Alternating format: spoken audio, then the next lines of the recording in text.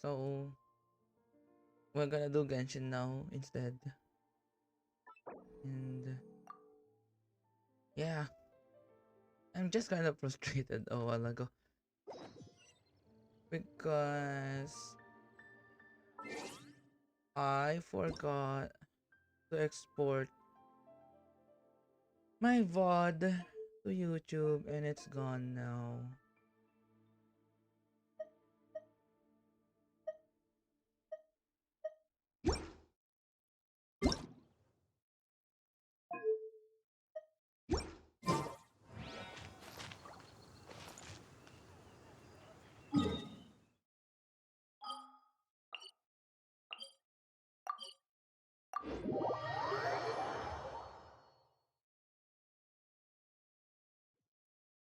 Oh shit. Thank you for waiting. I finished checking your adventurer handbook. Here are your commission rewards.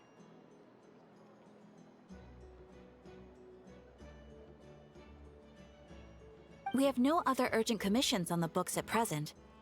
Thank you for all your hard work lately. Perhaps you two could consider taking a vacation. Amazing! Paimon never thought we'd end up having downtime in Nocturne. Things were pretty hectic when we first got here. Everywhere you looked, it was either the wild hunt causing chaos or the Fatui stirring up trouble. It felt like this whole region was one giant slime in a barrel, ready to go boom at any moment. We really have achieved a lot since we've been here, haven't we? Travel and Paimon strike again. That's right! Another win for Tibet's top duo! Ah, yes. Are you two aware that the Moon Prayer Night is soon to take place? Oh, yeah! Lama told us that was coming up soon. Wait, why do you mention it, though? Do people in Nasha Town celebrate it, too? Paimon thought it was just for moon goddess worshippers. You're partially right. Most people in Nasha Town just see the festival as an opportunity to do business. They do not concern themselves with the religious element. The festival was first celebrated by the Frost Moon Scions. On this day, they would wear moon prayer blossoms and celebrate the birth of the moon goddess through song and dance. They would also prepare food and handicrafts and give them as gifts to others. Over time, it became Nodcry's most lively festival. Oh, sounds like fun! I'm definitely up for it. Great! Well, in the meantime, since Catherine doesn't have any commissions for us, let's focus on some personal business instead. When we first got here, you mentioned that this was where your spaceship landed? We didn't get to follow up on it at the time, because we got wrapped up in that whole rare air situation, but now we can finally start investigating it properly. Except we have no idea where to start. Well, there's a saying Paimon's heard around these parts, which goes, if you lift up a rock, you'll find something you weren't looking for. By that logic, you'll never find what you're looking for while you're searching, but the moment you stop looking, it'll jump right out at you. I'm not sure it's as simple as that. Could be worth a try though, right? Anyway, Paimon suggests we focus on other stuff we want to do for now, and just keep an ear out for spaceship-related intel as we go. We haven't seen Columbina in a while. He used a huge amount of power in the battle. The final battle against the rear, and has been much weaker since then. I don't know if I can do anything to generally help her, but surely a little chat can do no harm. One other thing that concerns me is, we've seen no trace of the doctor so far. What's wrong? He looks super serious all of a sudden. I was just thinking about Columbina and the doctor. Huh? Paimon gets why you'd be concerned about Columbina, but what does the doctor have to do with anything? We learned back in Naklan that he's been investigating the moon. He's been suspiciously absent so far. Oh, that's true. And now that you mention it, we're definitely overdue for a showdown with the Fatui. It is weird that he hasn't shown himself this whole time. What could he be up to? Engrossed in one of his experiments perhaps. Either way, current inaction is a good thing. True. Paimon would much rather deal with Marionette anyway. She says the meanest things, but when it comes down to it, she doesn't seem like a bad person. Maybe it's the pressure of being a Fatus? Especially as a Harbinger. Does she feel like she's gotta act tough to keep up appearances or something? Maybe. But then, every time we headed out with Rarier, she always wound up having to repair Polonia and her other robots. That's gotta sting. Losing face always hurts more for people who care a lot about their image. She's probably still furious about it. Paimon, I have a feeling she might have heard that. What? Relax! She's not even here! Huh? What's the matter? Oh, nothing. Sorry, we'll be on our way now. Where are we again? Oh yeah, Columbina? Right, yeah, let's go see Columbina.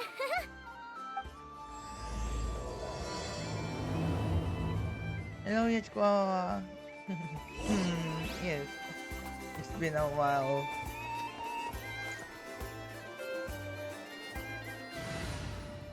And I did my past VOD. So the act 4 of this Archon quest is gone. I didn't forgot to export it or upload download. Ay, what a letdown. It's so that act is so good that I forgot to save it. Nice.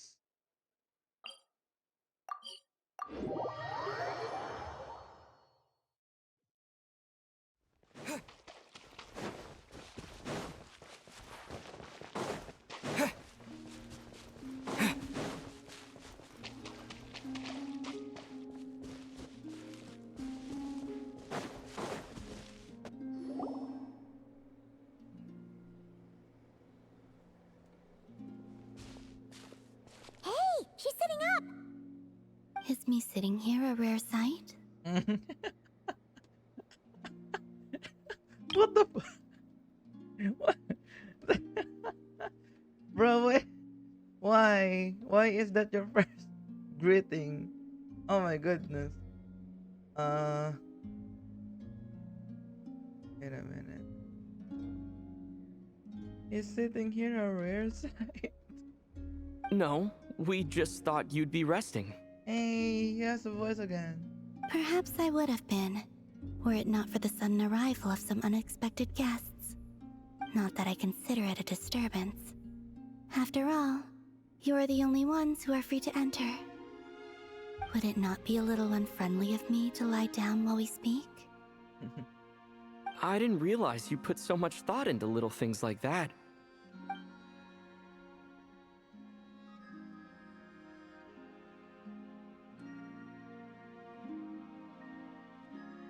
Only sometimes. There have been moments lately where I think about you and your companions. They are warm, mysterious, and cozy memories. Very few of my past memories are anything like that.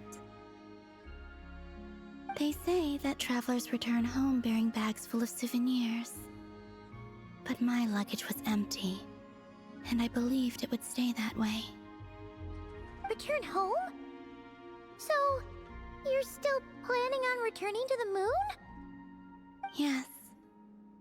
This planet continues to reject me, reminding me that I do not belong here.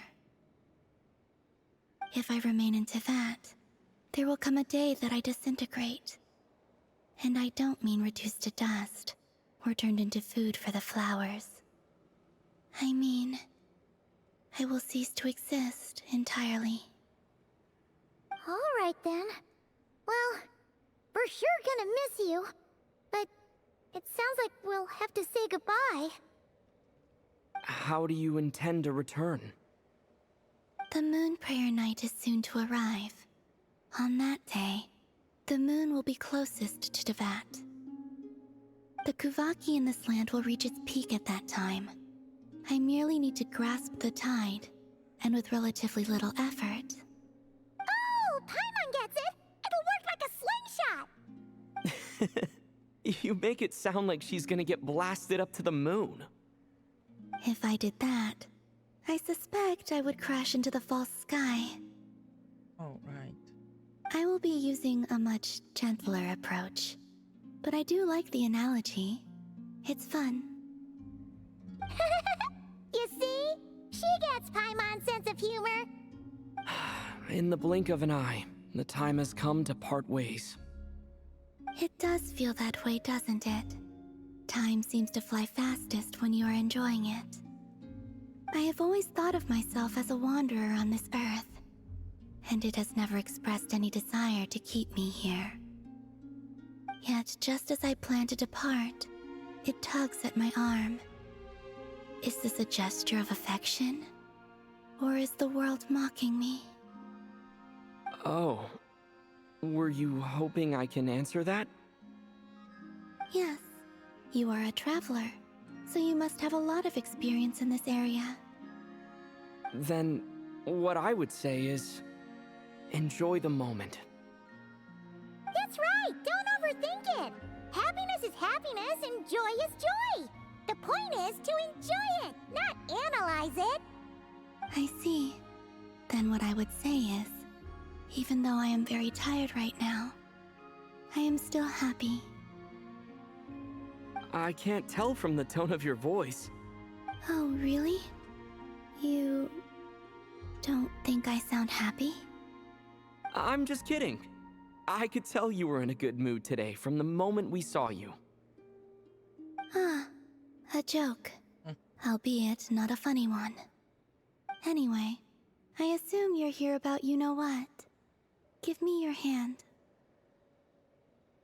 Actually, it's not that. There's something else we wanted to discuss with you. Oh.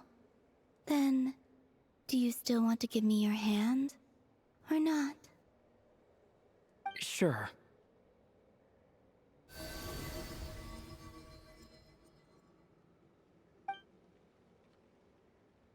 Thank you. So, I've heard that in the Moon Prayer Nights of the past, people here would hold celebrations in the Moon Goddess's honor. Since you helped so much in our fight against the Rehir of Solnari, I think you deserve a farewell party before you return home. I haven't asked everyone else for their opinions on this yet, but I'd like to invite you to join the upcoming Moon Prayer Night. Flowers! Hello, Freya. Good morning. Yes, Genshin time. It's been more than 2 weeks since I last streamed, to the point that my last VOD has been deleted, and I have no I forgot to back up it.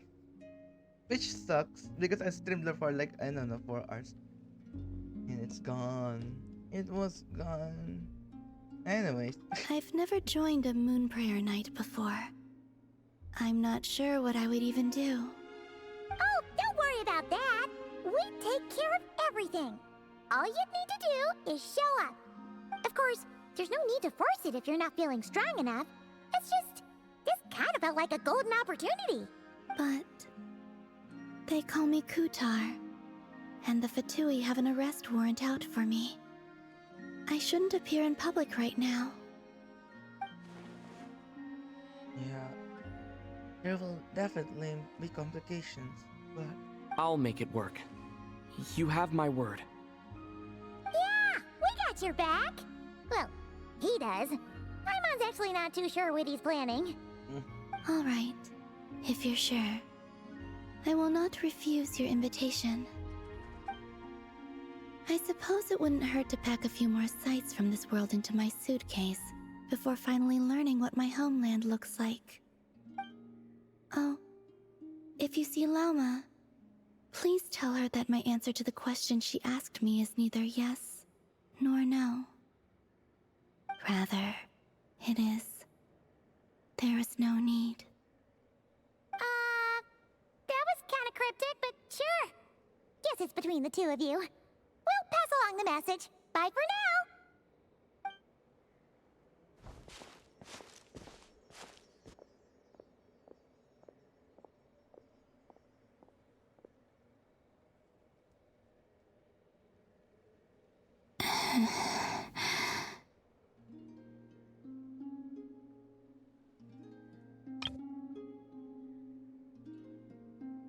And also, I do not know.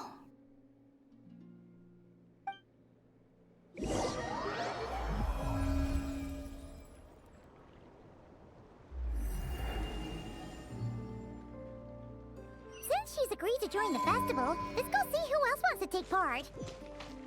Lauma's gotta be the person most familiar with the Moon Prayer Night. We should start with her. Also, what exactly is your plan to keep her safe? Not sure yet. I'll figure something out. What? Are you serious? And Paimon even gave you her vote of confidence back there. When did you become so sneaky?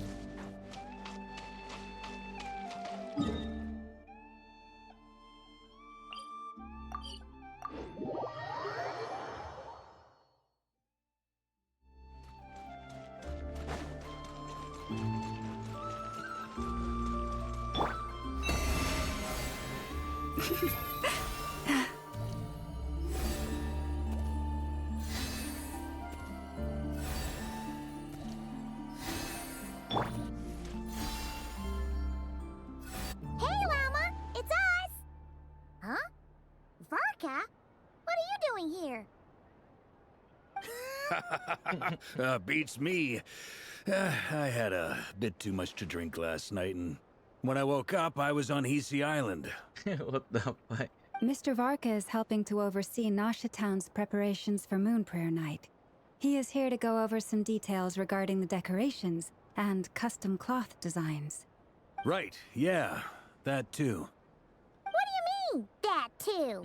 So preparations are already underway. Yes, celebrating this festival is a long-held tradition here in Nodcry. On this day, the crescent moon at the top branches of the verdant crest turns into a full moon, and the moon prayer blossoms bloom with a special radiance.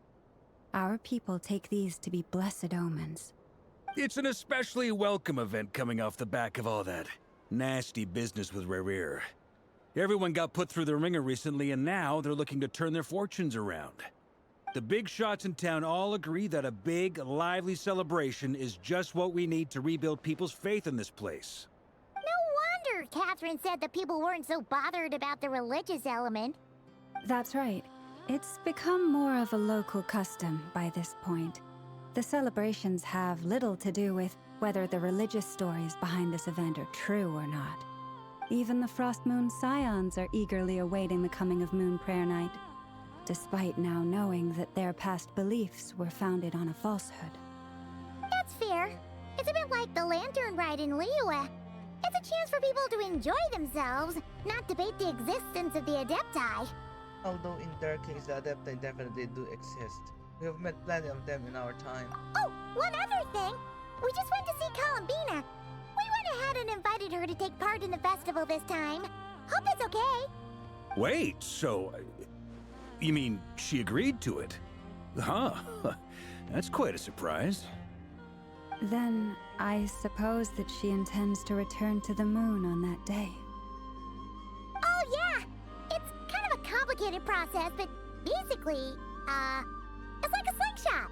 She probably shouldn't have endorsed your metaphor. I understand. In truth, I had a feeling that she might make such a decision. Well, if Kutar has decided to participate in the festival, we should prepare accordingly. Oh, wait. Be right back. Let it break.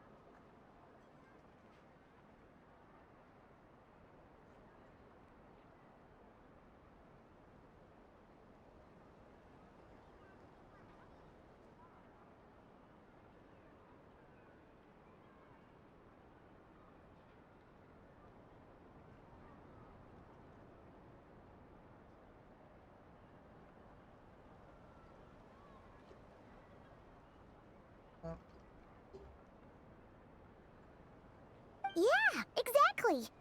She was saying how it could be risky for her to show her face in public. We were wondering if there was any way we could hide her. Unfortunately, the people who carved the statues did an excellent job of capturing her likeness. It will be very challenging to hide a goddess whose face everyone is so familiar with. Darn! We may have bitten off more than we can chew here. Nah, don't sweat the small stuff. We can handle that. Huh? Are you saying you have a plan? Not as such, no, but the most important thing with a festival is to keep the mood light and your spirits up. You can't go preparing for a festival with those long faces. You'll never convince anyone to enjoy themselves. The Mondstatter spirit is strong with this one. True. As it happens, I agree with Mr. Varka. Let's start by making our appreciation for Kutar the beating heart of the festive atmosphere. And who knows, once we get the ball rolling, perhaps everything will just fall into place. Hey! Did you catch that? Llama said the thing! Or close enough at least. Wait, what did you say?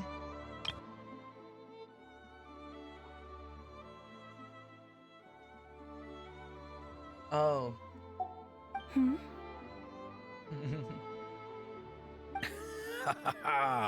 I'm looking forward to the Moon Prayer Night already. We have a festival in Mondstadt called Windbloom, and you can always tell which couples are celebrating it for their first time by the smiles on their faces. Big, beaming smiles like their whole face is glowing. And I have a feeling we'll get to see that same smile on the Moon Goddess's face at this festival. Not quite the same, surely. Anyway, I'll take care of business in the city, but I'll have to leave the decor up to you and the Frost Moon Scions. No one else can capture that traditional aesthetic quite like you guys. But lastly, there's the final key element that brings the festival to life. Companionship. We'll take care of that part. Before you leave, let me show you something that we've been preparing. Mr. Varka had asked to see it already, so you may as well tag along. Also, I have some further questions about Kutar's decision.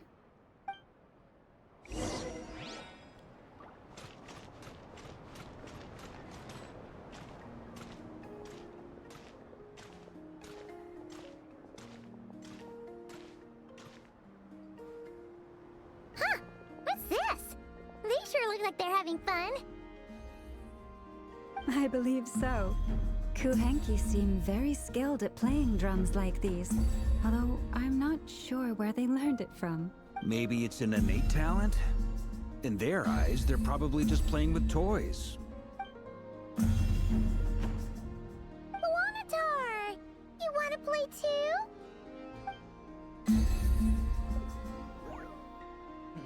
Guess not. Yeah. She looks more confused than anything. Maybe we can teach her next time if we get the chance.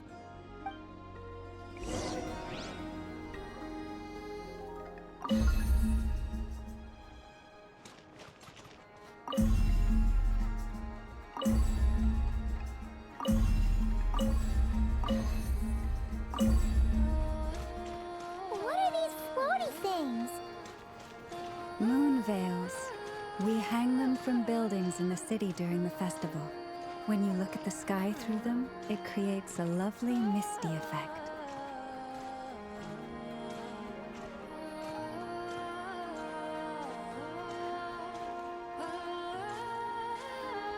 I love the music. Everyone seems hard at work. They are preparing items for Moon Prayer Night. For instance, the sculpture being made over here, Mr. Varka and I were just finalizing the details of where it will be placed. Ah, there she is. I didn't know the finished article would be so large. Not to worry, though. All the necessary arrangements have been made. Just let me know once it's ready, and I'll get some people to ship it over. You have my thanks. And over here, we are preparing a very traditional confection. Oh, look at all these colors! It looks great! Of course. I have a feeling you'll like it a lot. You bet! Sweets and treats are Paimon's favorite. If you included those in the Feast of the Moon, I bet Paimon would have joined the Frost Moon Scions by now. There will also be verdant crests like this present in Nasha Town during the festival. The timing of Moon Prayer Night is not completely set in advance.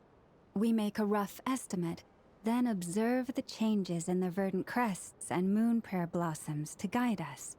As such, the wait itself is a fun feature of this particular festival.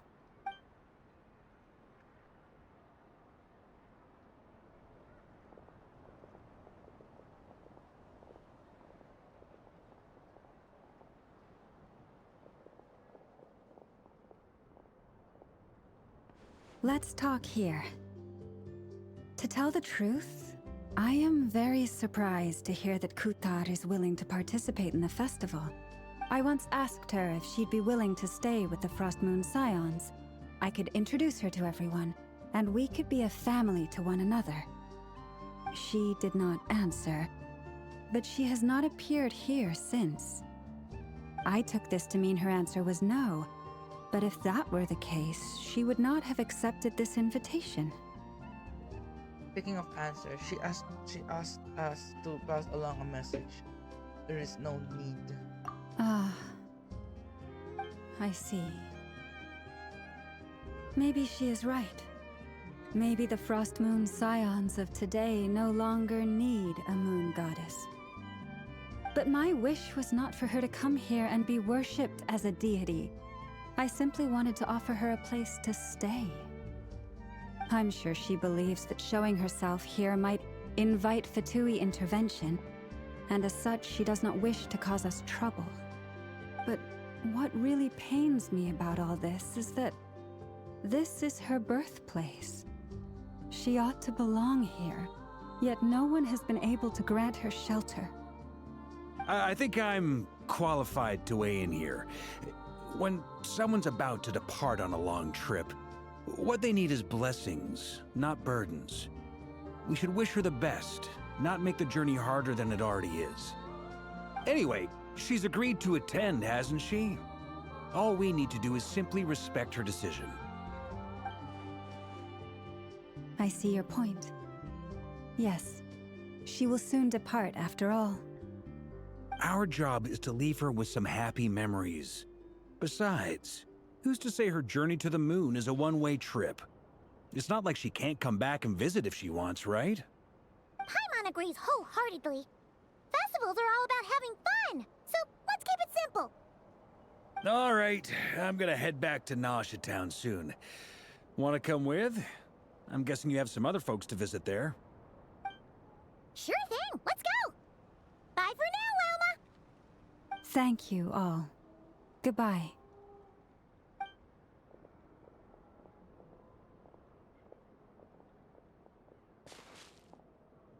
A traveler needs blessings, not burden. Sounds good in principle, but will blessings alone be enough for Columbina?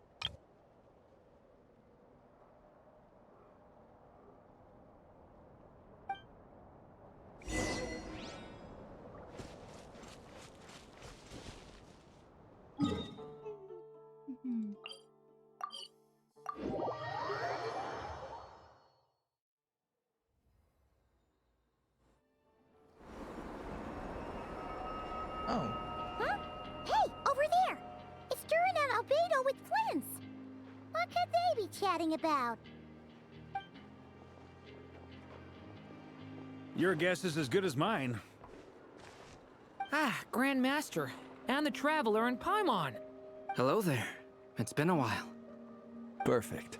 We have some new volunteers for our investigation. sorry, what investigation? Wait, let me guess. The righteous Lightkeepers are finally ready to hunt down the Abyssal Dragon? Haha. Yes, that too. Yeah, right! Oh, wait! Why does everyone keep saying that too? Well, to be precise, the facts match, but not the causality. Wait, so I guessed right? Half right. Don't act so impressed with yourself. Maybe I can explain. We ran into Mr. Flint's north of Town. At that time, we just noticed a few abyssal creatures out in the wild, but the strange thing was, I didn't detect any traces of abyssal energy on them at all. On closer inspection, we realized that they were not real monsters, but something akin to reflections in the water, or perhaps a mirage. Huh? What do you mean? Like, you could see them but not touch them? Exactly. It was very peculiar. They roared and tried to attack us, but we could not make any physical contact with them. I think I've heard of things like that happening in Nocturne before, but I don't know much about it. Yes, it's a known phenomenon. Mirage-like illusions tend to appear in Nodcry in the run-up to Moonprayer Night. From a distance, they appear quite real. I myself thought that Misters Durin and Albedo were locked in battle with abyssal monsters when I first arrived. But after sharing intel and investigating a little further, we can confirm that these illusions are harmless. There is no great cause for concern. I see. I'm glad that they weren't real. All the Mirage stories I've heard are either animals, rocks, or small houses. Abyssal monsters, though? That's a first. It's a first for me, too. So I'm planning to look into it further just to be on the safe side. I intend to inspect a few more locations. What about you two? Any plans? Alice contacted me a few days ago. She'd like me and Durin to assist her with an experiment. But we lost contact shortly after receiving the message. I'm sure that comes as no surprise to anyone familiar with her.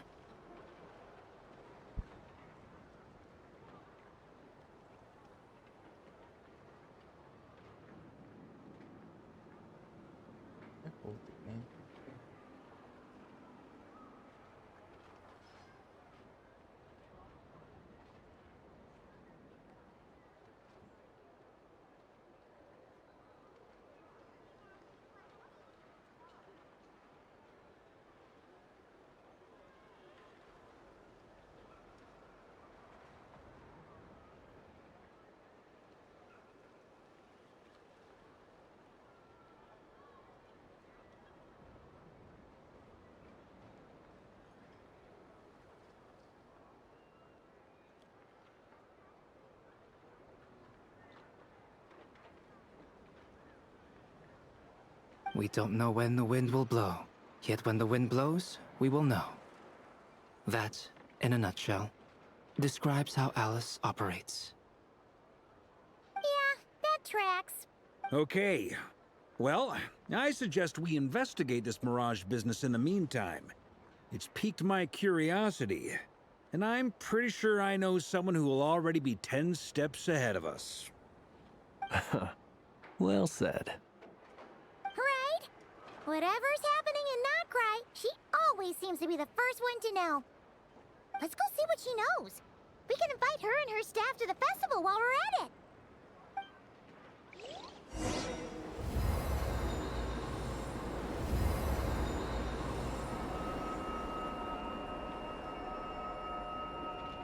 Ay, wait, BRB again.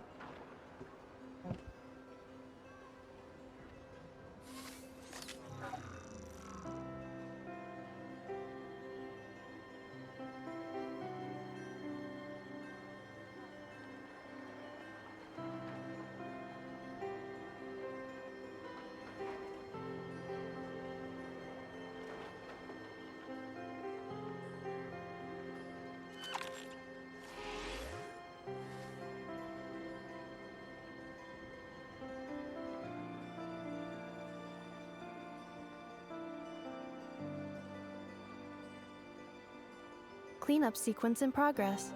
Based on data from past incidents, please avoid dropping small items such as mora, screws, gears, minerals, toys, gummies, snacks, hairbands, socks, and slippers.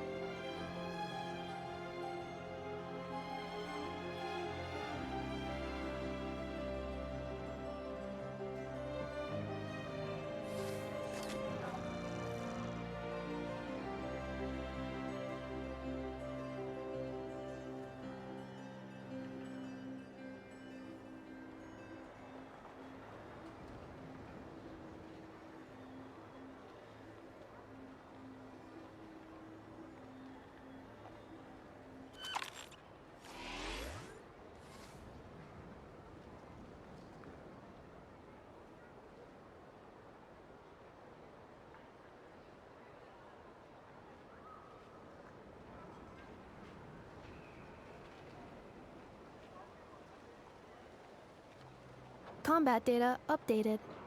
Please rest assured that I will not blow the roof off again. We're going to... Oh, right.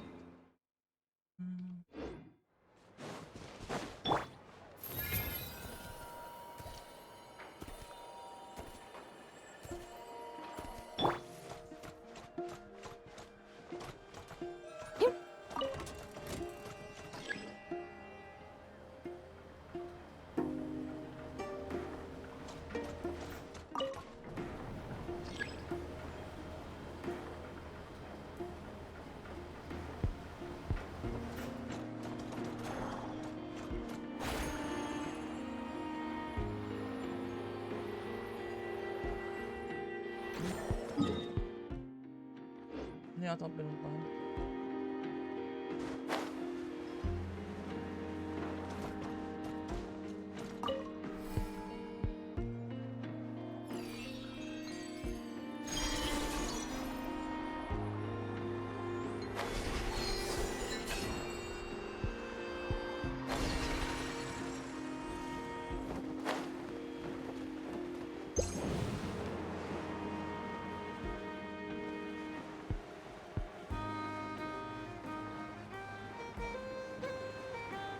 Oh, there's a freaking teleporter. I didn't. Oh my goodness.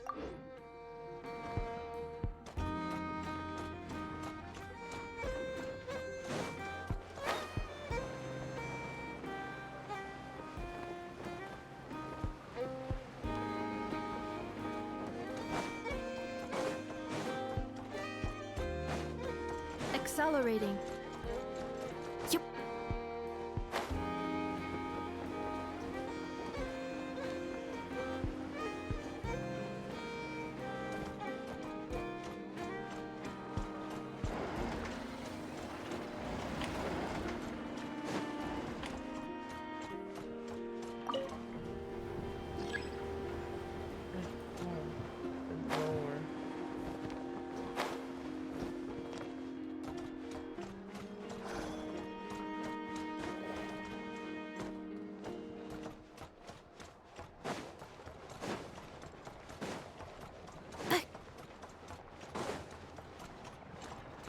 Accelerating.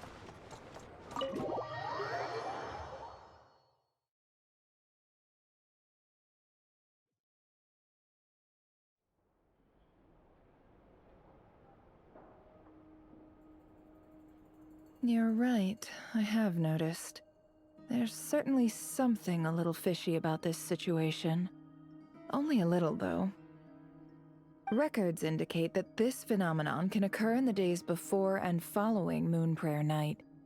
That said, it has always been a rare sight in the past. The odds of encountering these phantoms are similar to looking up in the night sky, happening to see a shooting star, and managing to make a wish before it disappears. But this time, either everyone's getting lucky, or they're appearing far more frequently than usual. Yehoda's out gathering intel as we speak. In the meantime, let me check off some points of interest. First, the Abyss.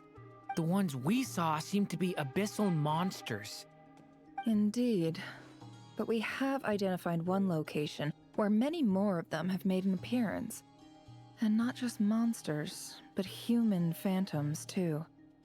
Given the scale and nature of the phantoms, it's almost as if someone's last memories are coming to life. Or perhaps the memories of multiple people. Oh. So you mean the phantom monsters are hunting down the phantom humans? Exactly. The phantoms can interact with each other, but we have no means of intervening. In addition, some of the human phantoms would seem to be from the very distant past. This is clear both from the clothing they wear and the stories they tell. They claim to be from Hyperborea, a name which I've heard from Lauma before. If this is true, it means they must be from 6,000 years ago. Did Paimon hear that right? 6,000 years? It sounds like this merits further exploration. That'd be a big help. I'll leave it with you, Albedo. My knowledge of ancient history is non-existent. I used to doze off every time the pre-Knights of Favonius era came up in class. Oh shit. Eunuch. It's quite a miracle that you were able to understand these phantoms' speech, given how long ago they lived.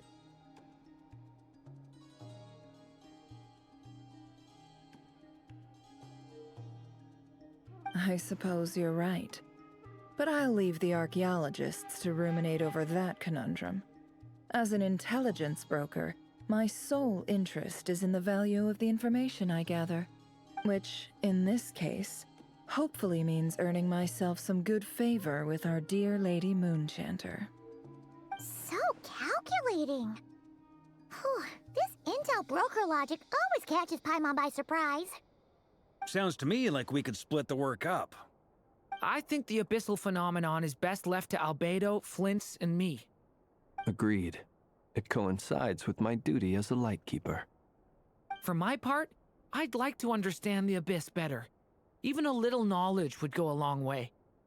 This is certainly a rare opportunity to study the abyss. But even rarer, perhaps, is the chance to make contact with the ancients. The Curatorium will take the lead on investigating the Hyperboreans. We put in the work to learn what we know so far.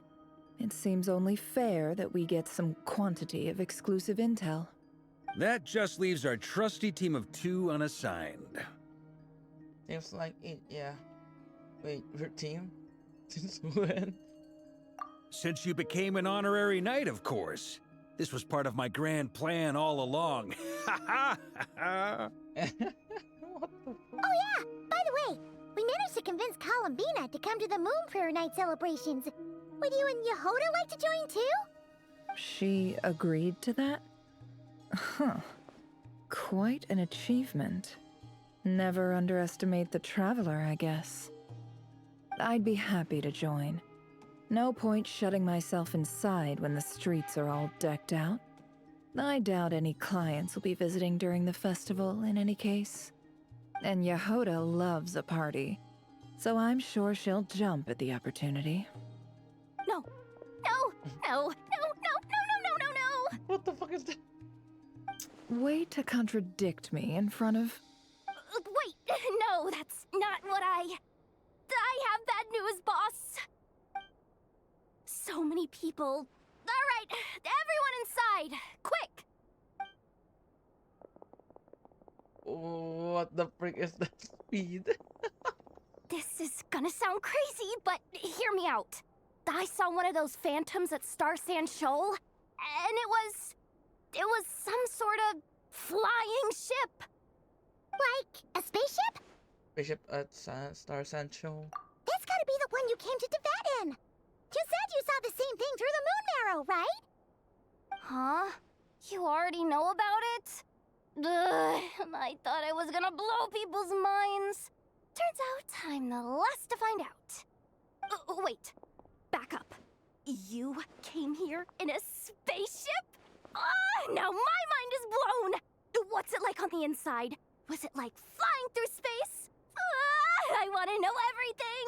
Maybe that's a conversation for our next time. Just still a huge discovery on your part. Yep, exactly. Huge discovery. You're the best, second best intel broker in the world. After your boss, of course. Wow. Really? Well, I don't know if I'm all that, but... I guess that decides where we're heading next. Come on, don't look at me like that. I know the spaceship doesn't have anything to do with me, but you don't want to leave me as the only one twiddling my thumbs, do you? Please? Fair enough. You can tag along. In that case, let's meet back here to discuss our findings once we're done. I wish everyone a productive investigation. You too.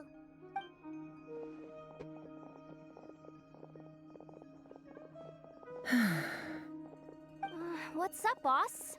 Aren't we gonna head out? Tell me, Yehoda, when did the Curatorium start giving out intel for free? Oh, sorry, boss.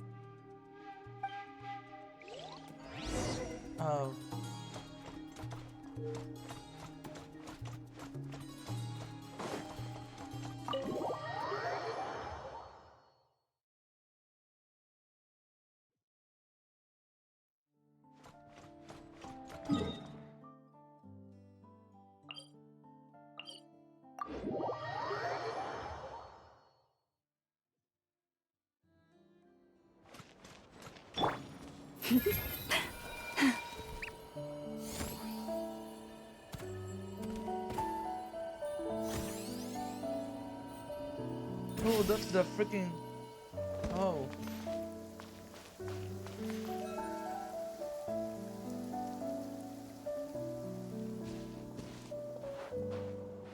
Well, what do you know? Yehoda was right on the money. This Phantom really is your spaceship.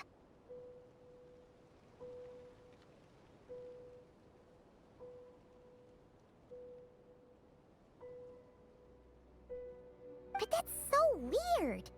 Why would it show up here? Is it some kind of projection? Or a ghost? Like, maybe it no longer exists. But somehow it left an afterimage? Not sure either. Ah, you're already here.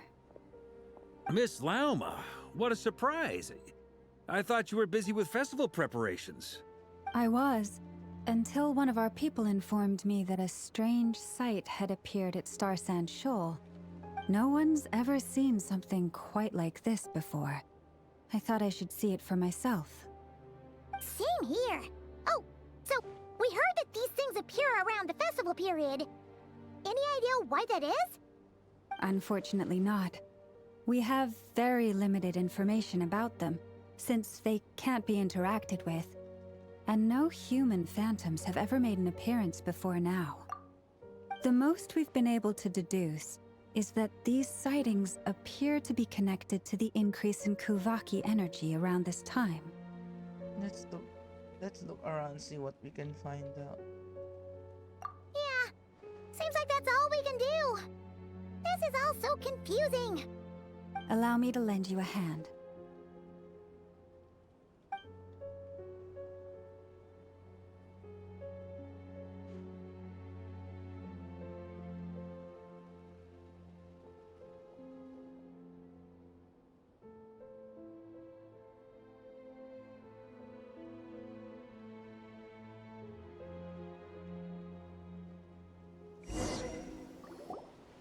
Everyone, our friend here should be able to provide us with some information. Is that a phantom Rhymehorn deer? I've heard about how the Frost Moon Scions live in harmony with the animals and can even communicate with them. That's coming in handy now, for sure. Okay. Yes, I understand. Then how about this?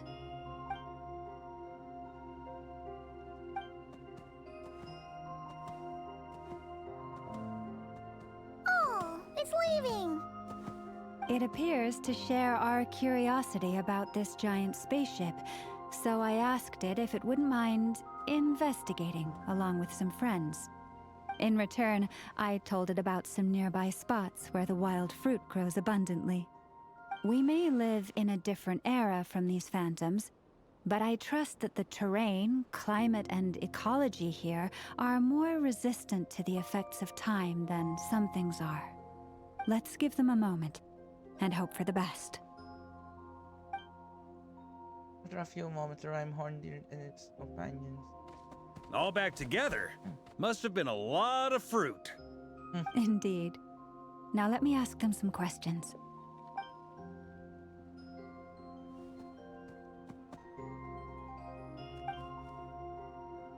It did find a lot of wild fruit, enough for them to feast for a long while.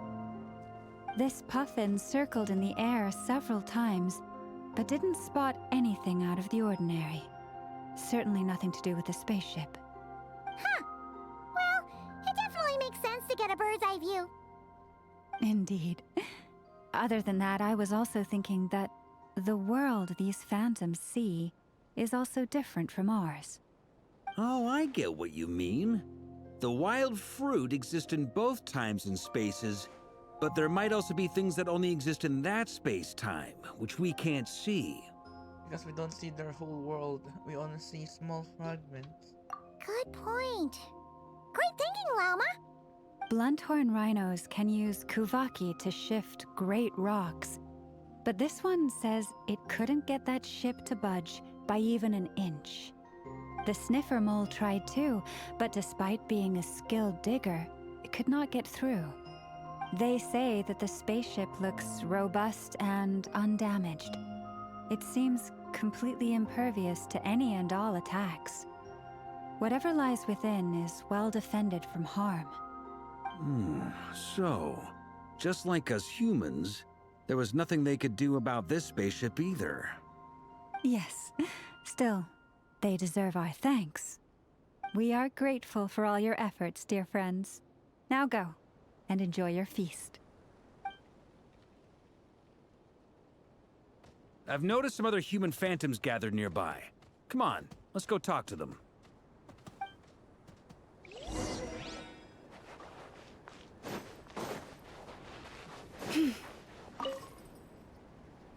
What is this thing? I've never seen it move, and there's no way to get inside. Goodness knows. My grandpa says it's been sitting here at least since his grandpa was still alive. What about his grandpa?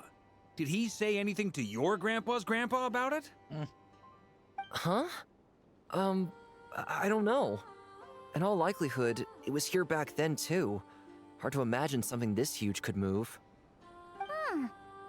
Guess that means that as far as they're concerned, this ship's been around a long time.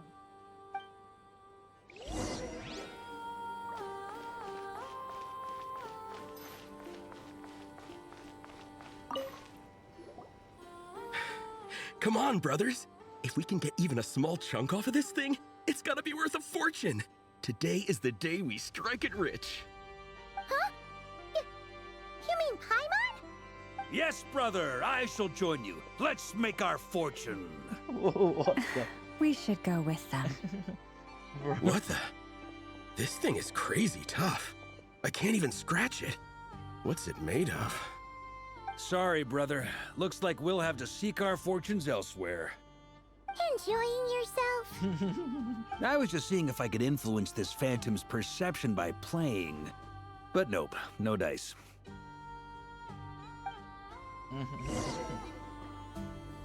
I'm sure we're all starting to build up an idea of what's going on here now that we've spoken to some of the people. These phantoms are reenacting real historical events in Nodcry. It's almost like we're in some kind of interactive stage play. We can talk to the actors, but the plot is fixed, and we can't influence it. It makes sense. History is set in stone. The objective facts of the past cannot be changed.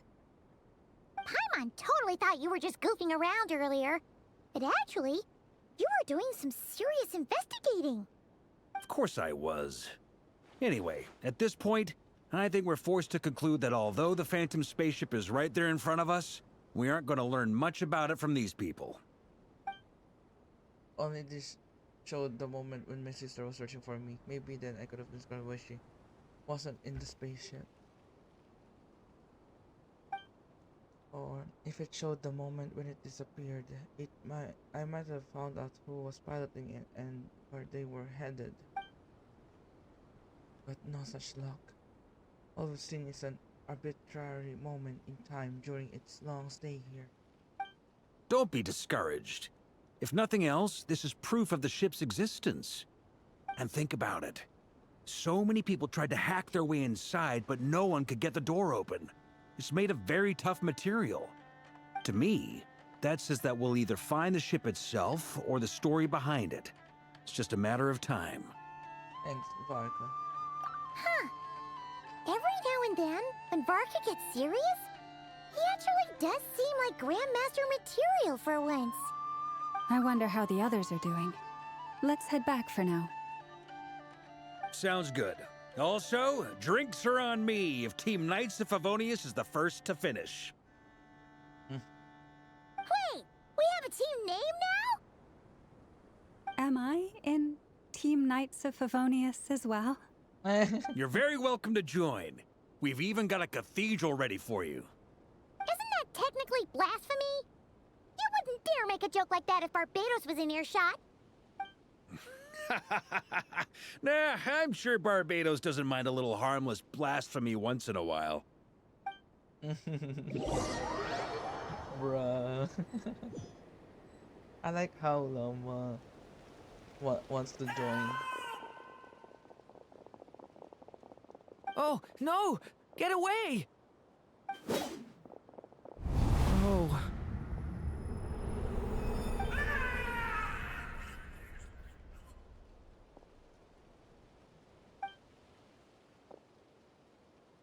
I know it's hard to stomach, Mr. Duran. But as I'm sure you've noticed, there is nothing we can do to intervene in that which unfolds before us. But we have to at least try. Oh. And try you have. But are you aware of how many unsuccessful attempts you've made now? I wasn't keeping count. I'm afraid this is the 39th failure so far. Oh. Or the 5th if we're only counting this particular victim. There are no indications that these phantoms may be altered in any way. You seem to have calmed down a little. I'll make us a fire. You should rest and have some water. Spoilers alert, yeah. By the way, Talia, I forgot to export the previous VOD and it's gone now. I'm so sad. Like yeah, that's the best part of the Welkin Moon series, and now it's gone. Well, at least we have some VODs in YouTube like thing, so like I don't know. Yeah. Well. Yeah. Feeling any better now, Mr. Duran? May I ask a few questions? Be my guest. What exactly are we witnessing here? What happened to those people? My guess would be that we are seeing Nodcry during the Conrian Cataclysm. Would that be accurate? Conria. That is correct. As you know, once the Abyss senses even the tiniest crack, it floods in and spreads like wildfire. There was a time in the distant past when it permeated all of Nodcry, causing immeasurable harm. The people paid a terrible price to heal this land. Then, 500 years ago, the whole of Teyvat suffered an abyssal disaster. Once more, Nodcry was dealt a devastating blow. I see. In the face of the abyssal onslaught, all were like grains of sand tossed around by a tidal wave. Be they human, fae, or god. The moment you witnessed is but one drop in a whole ocean of catastrophe. All right. I guess that answers my second question, too. I wanted to know why there's nothing I could do to help them, and that's because what we are seeing is history. That would be my guess as well. As I understand it, history and fate are not all that dissimilar. The latter may be unseen to us, but both are immutable. Yes. Fate was determined long, long ago. I still have a couple of other questions for you, Mr. Flint's. You mentioned more than one abyssal disaster that has struck this land in the past. How can you be sure that what we're seeing is from the Conrian incident? And also, how are you able to stay so calm when you're talking about these events? From everything I know about you, you're not cold or ruthless, and you're not indifferent to the suffering of others. Alas, I am forced to show my age. I must be 600 or 700 years old by human measure. Wait, so you... One is not easily moved by history when one has witnessed the truth firsthand. I'm sorry. You needn't apologize. Your passion is a good thing to have. Treasure it, because someday you may find it in terribly short supply.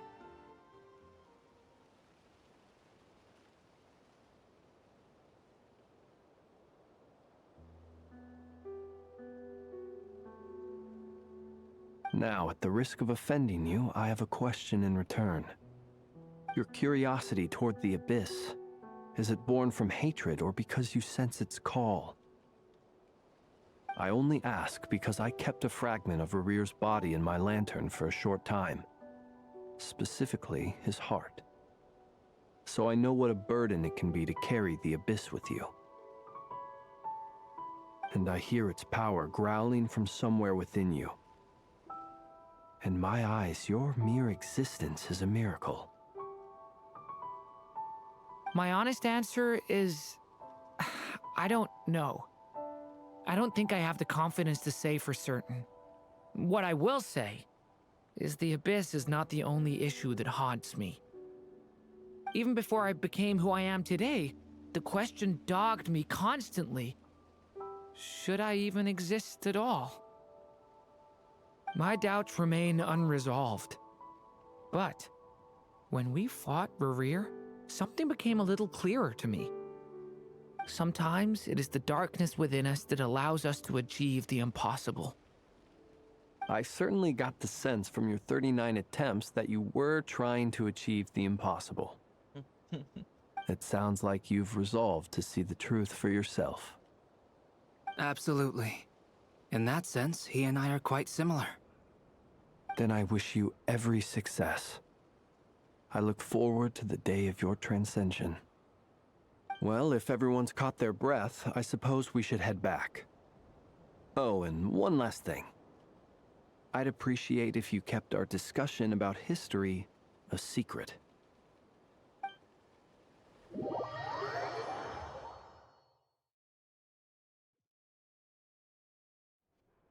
Incredibly, our separate investigations led us all to the same conclusion. Hooray for consensus! Yeah, but we barely learned anything, though. I totally thought this would be the mother lode. Talking with the ancients? I mean, come on! But nope. All we got was useless snippets of conversation. And all this stuff about moons and hyperopia. What a load of baloney. Seems like people back then had a few screws loose. I understand your frustration. We found the same issue.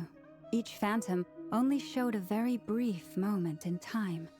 There isn't much value to be found in these miscellaneous fragments of a civilization's history, no matter how glorious it may have been.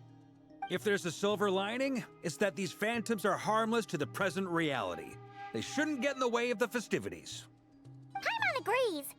And not just because it's the first thing she understood in this whole conversation. You look disappointed, Nefer. Is something the matter? What do you think? We all worked our tails off, but the only one to gain anything from it was you, Lady Moonjanter. Well, please do share the Hyperborean records with me. I will gladly inscribe them in our people's documents. Oh, duh! Yeah! That was it! Hyperborea! Hyperborea. I'm serious. Only an expert in the Frostmoon Scions and their history can turn these records into valuable research material.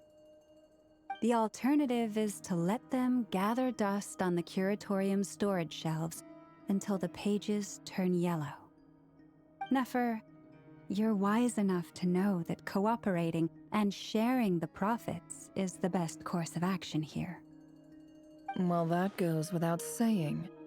Sure, let's do that. Huh?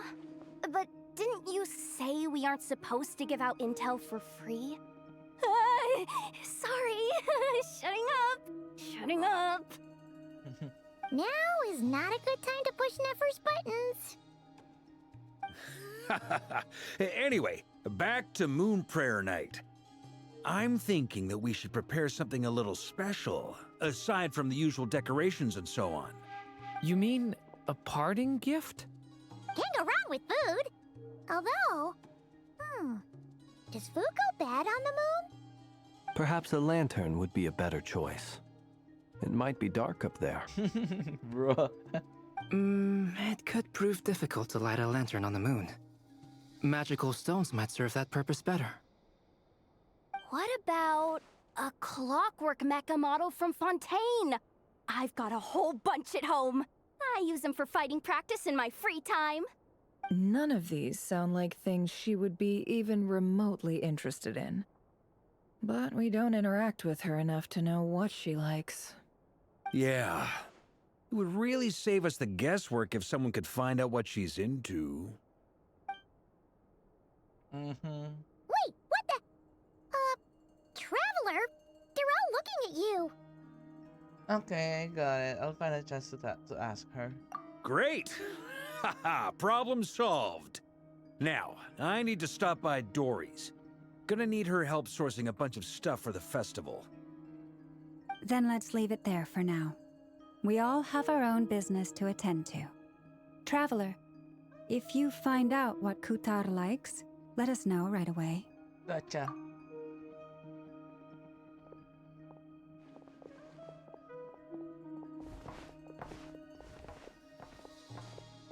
Is something the matter? That's my line, Durian. You seem a little down. I'm fine. It's just... I'm still feeling a little rattled after witnessing the horrors of the Abyss. But it's okay. This is something I have to work through. I'll be all right. Thanks for your concern. Well, don't put too much pressure on yourself. If you ever feel like something's wrong, physically or mentally, we're here to talk. Don't forget, I'm a member of Knights of Favonius. You can always rely on me. Come on. Stop treating me like a kid. Okay.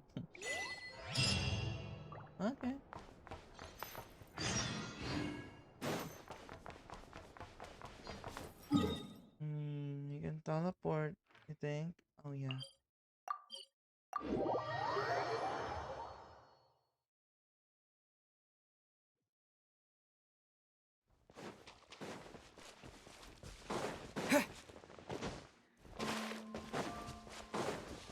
Just gone. Columbina, we're back! Huh? She's not here. I can't sense her presence at all. Weren't there a few Kuhenki here last time too? Where did they all go? Maybe she took them out for walkies? Walkies? For Kuhenki? You're not pets, you know. Oh, well. Looks like we just came at a bad time. Let's try again tomorrow. There's still a few days until Moon Prayer Night, so we're in no rush. Besides, she needs time to rest anyway. Oh, fair point. Let's go.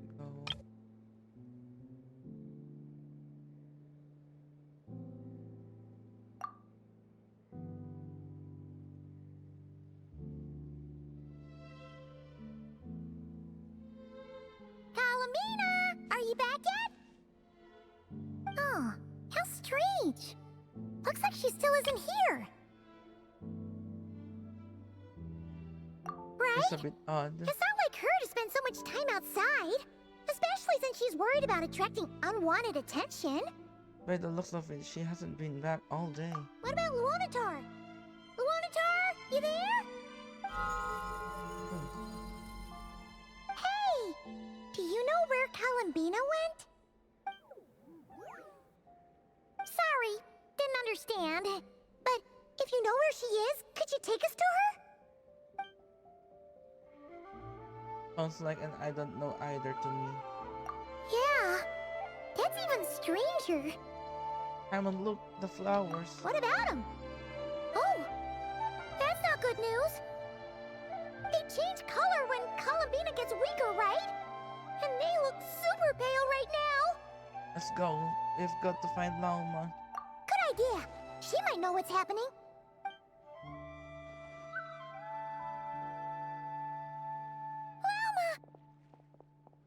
Ah, it's you. How is Kutar? Is she okay? She's missing. Has she visited the Frostmoon Science? No, she hasn't. I came here to check on her after I noticed the flowers had changed color. Based on past precedent, she must be very weak right now. Even getting up to walk would be a struggle.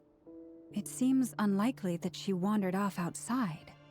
Not to mention that she doesn't do that at the best of times either. So yeah, this is super weird. Anyone approached Silver Moon Hall lately?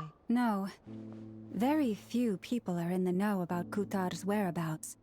And if anyone suspicious had visited, they'd have left some sort of evidence.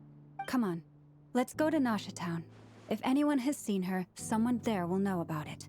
It's Notcry's information hub after all. Makes sense. Let's go!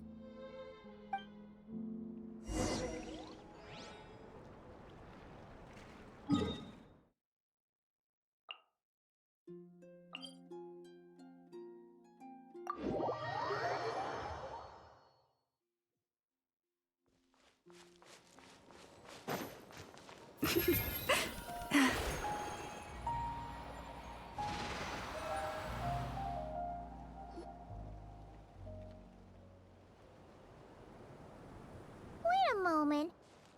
Is it just Paimon, or is this stall kind of suspicious? Has never been here before, right? No, I don't recognize it. Alas, your free and easy adventure time is over. Now, prepare to face the final boss of Nodcry. Whoa! Where'd that voice come from?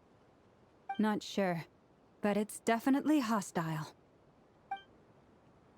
No, no, no, not that way. The final boss is right here. The sniffer mole? That's the final boss? Surely not. Also, That voice is a little familiar.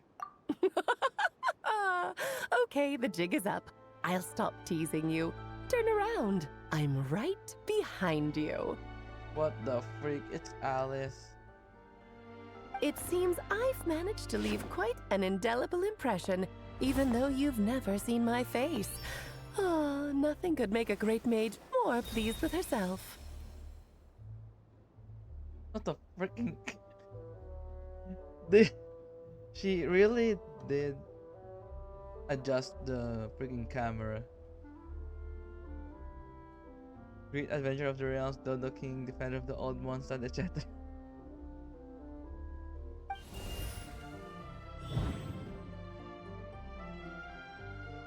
The frick? She's breaking the fourth wall. What is going on? I've heard that all the big shots in Teyvat have long, wordy titles that stun people speechless when they make their entrance. Frick.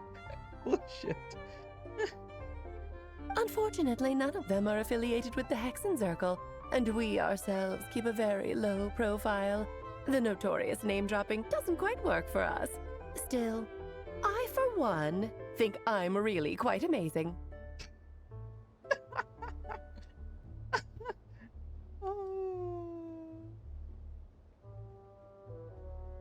So that didn't stop me from coming up with a title anyway.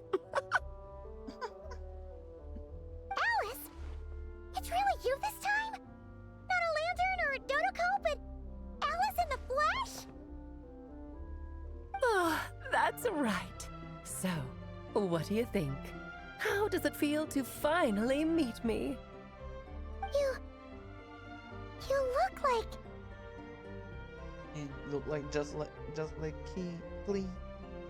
Oh, that's the first thing you thought. A little surprising, but that actually makes me very happy.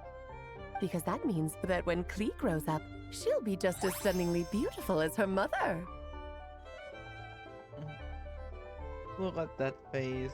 Look at that stunning, no, sparkling. So she's a friend of yours? Kind of. This is actually the first time we've seen her in person. I see. Madam Mage, that was, quite a powerful entrance. I certainly won't be forgetting it anytime soon. It's okay, Lauma, don't force it. Paimon will do the honors. This is Alice from the Hexen Circle. She's a friend of ours. And of Arcus, too. She's helped us a lot in the past. That's right. She's a good person, just kinda... unpredictable. Well, what is the human heart if not unpredictable? If we could not do as we please, how would we differ from machines? I am Lauma, Moon Chanter of the Frost Moon Scions. It is a pleasure to meet you. Oh, I know. Before you got here, I spent a good, 15 minutes getting up to speed on Nodcry's present situation. In other words, I've read the whole in the last episode part, so we can skip the pleasantries. Oh my goodness. Breaking the freaking fourth wall. Fair enough. Well, Miss Alice, I can already tell that you have quite a unique personality. He'll get used to it. Paimon sure is. So anyway, what are you doing in Nodcry, Alice? Oh, I thought I told you already. This time, I'm the final boss. And what a formidable foe I shall be. Powerful, confident, decisive, and good luck finding my weak spot. You will never succeed. I'm going to send a formal request for Jin to put you in solitary.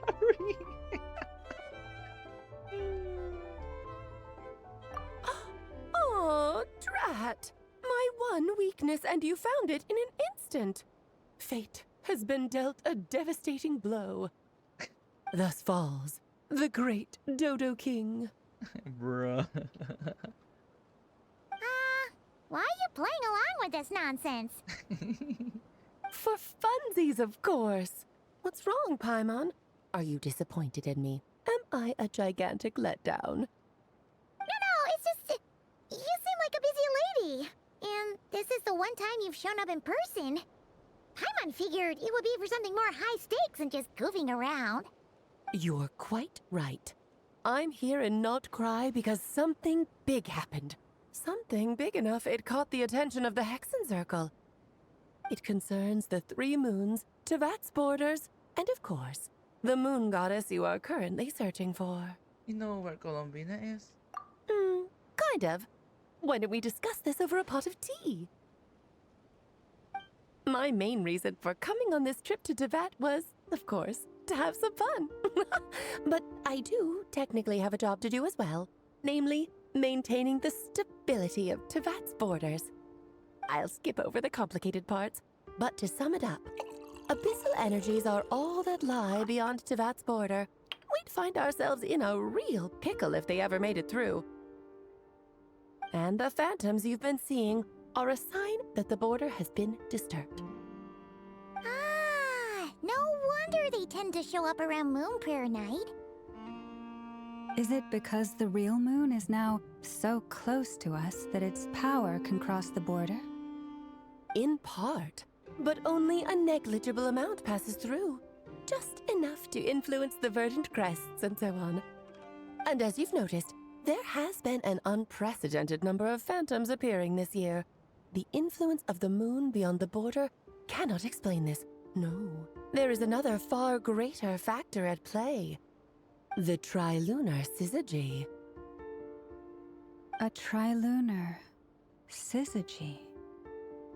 Eons ago, before the heavenly principles came to Tevat, it was the then 3 moon goddesses who controlled the laws of this world. You're talking about life, death, and such, aren't you? Oh, that's exactly it. The 3 goddesses split these powers amongst themselves, promising never to consolidate them into one singular body. This was meant to keep the world stable. But, fast-forwarding to the present, the eternal moon's marrow is with you, while the iridescent moon's marrow, which should never have appeared in this world, has been retrieved. Add that to the presence of a moon goddess in the flesh and... the power of all 3 moons is gathered here in Nodcry. There hasn't been an event like this since the War of Funerary Flame. And it's having a noticeable effect on Tevat's borders. Why are you so concerned about bad borders, if I might ask? Because I wish to give my darling daughter a peaceful, sunny environment to grow up in. Is that a good enough reason? Kinda sounds like you're dodging the question, but it does make sense. Well, that's one reason anyway, and the most important one. The others are a little complicated to explain. For instance, cleaning up after dearest Miss R. Albedo could tell you more about that if you're curious, but right now, I have a more important question to ask you. Why are you collecting the moon marrows? Columbina want to use the power to return home. I see, I see. Nicole told me about that legend once. Nicole? You mean Mage Anne? Oh, so you remember. We heard her voice in Fontaine. Yes, of course. That was a story about fate, her area of expertise. But back to the story of our dear moon goddess. I'm afraid her intended method of returning to the moon is unlikely to work anymore. What does that mean?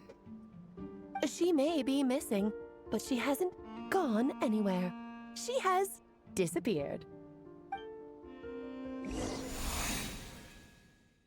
How long ago? Doesn't really.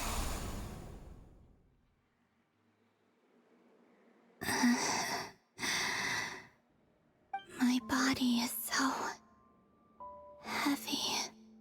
Wait, no. It's my mind that's heavy. My arms and legs are as light as a feather. What's happening to me? I feel drowsy, like I've been asleep for too long. Is it daytime or nighttime? Is the moon out? I think I'll go for a walk.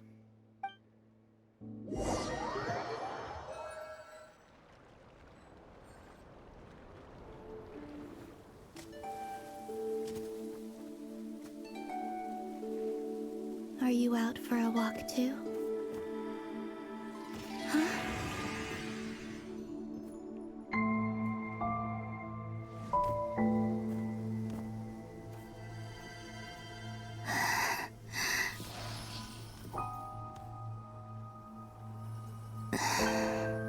The day has come at last.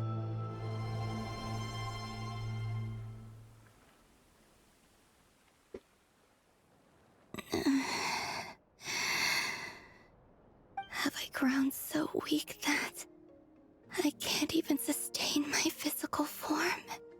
But Moon Prayer Night is nearly here. I was so close to returning home. Death is near. Is this how it ends for me? Will I return to the moon after I disappear? Or... I don't want it to end like this. So far, at least, I still exist. Even if not physically, I can still feel.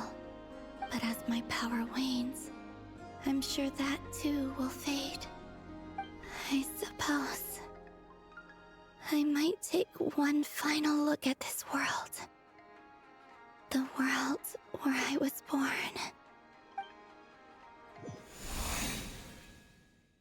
Maybe your last chance to visit Moon Enclave. Don't let it stay. Come on! Come on!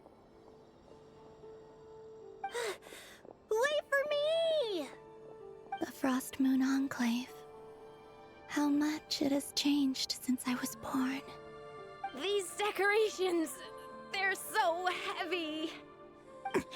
It's times like this when you kind of wish men could be priestesses and acolytes.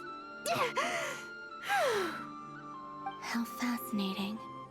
I've never had the chance to be privy to people's private lives in this way. In the past, people would get so solemn and serious the moment I showed my face. Like they were frozen stiff. Karina, Lametti, it's time to eat. Coming! I want to watch them a little longer.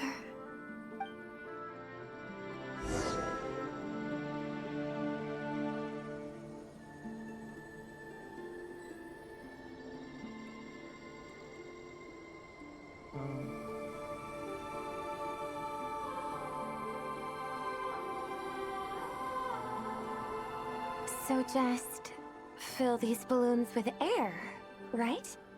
Yep. Try a couple now to test things out. The rest can wait till Moon Prayer Night. Think fast. Breda! Teasing an acolyte of the Frost Moon Scions? Surely that's a punishable offense. Take this!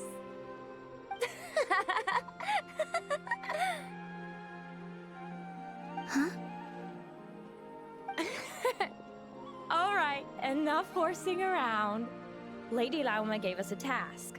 We should get back to it. The task is just to check that the balloons don't leak, right? Doesn't matter if we fill them with air or water. Yeah. Okay, you got me there. And you got me there. But still, we can't use all the balloons before the festival even starts. We won't use all of them.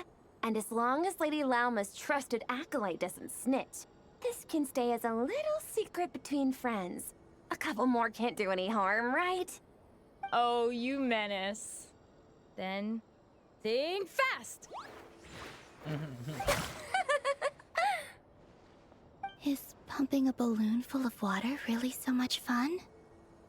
Oh.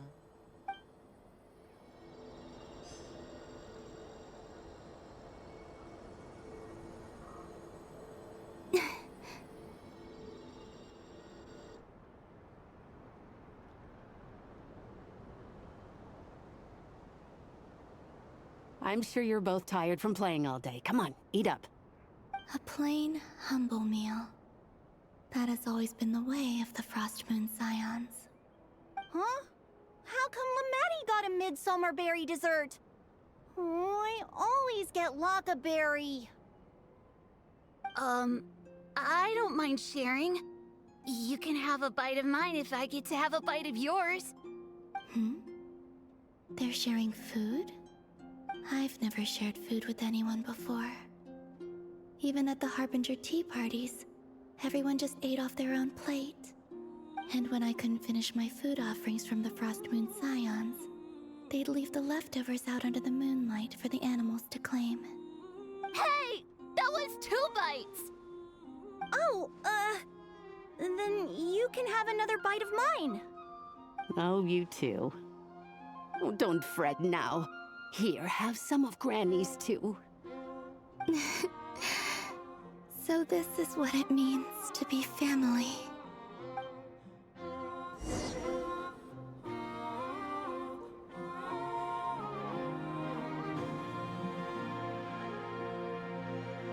I'm seeing so much that I'd never usually get to see. They'd never act like this when I was around. It's nice, being able to just watch people in peace in these final moments. What a rare opportunity. I think I'll go take a look around Nasha Town, too. Maybe the Traveler will be there.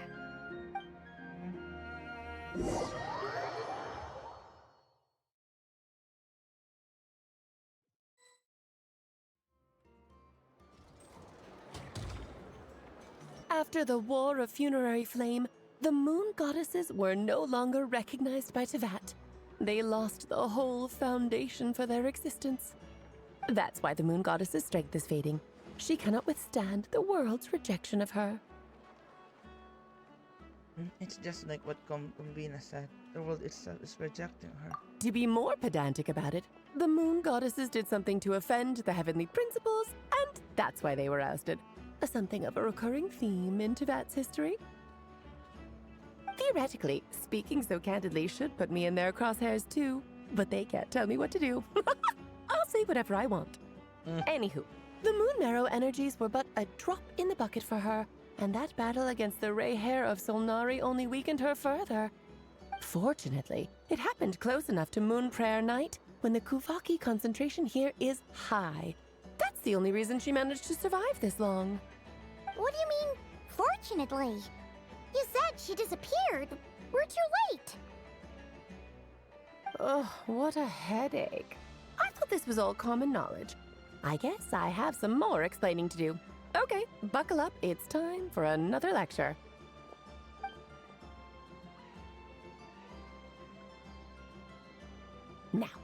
I said earlier that the moon goddesses lost the foundation for their existence. The reason for that has to do with the natural order. Basically, the rationale for their existence in Teyvat was lost. The same logic applies to the present moon goddess, too. Consider her existence so far. Her comrades in the Fatui called her Damselette, and she was worshipped as Kutar by the Frost Moon Scions. But these connections have now been severed, whether by her hand or yours. So, the rationale that once sustained her existence is now gone. Wait, we did that to her? Oh, well, strictly speaking, yes.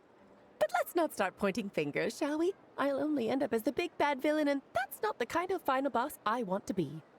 If you're making light of this, hopefully that means you have a plan.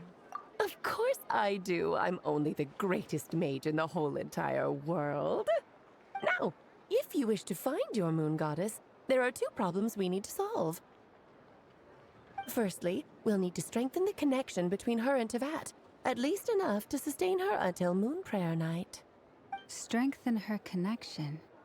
But does that mean I'll have to rally all the Frost Moon faithful behind this?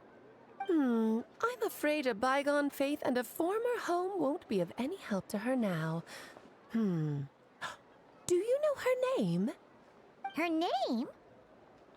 Oh, yes. Names are very important things. A name is a fundamental concept that anchors one's entire existence. Then your first job is to find it. As a moon goddess, I'm sure she must have a name she identifies with.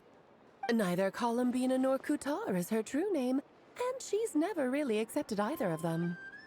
So, finding out her real name is enough to sustain her existence?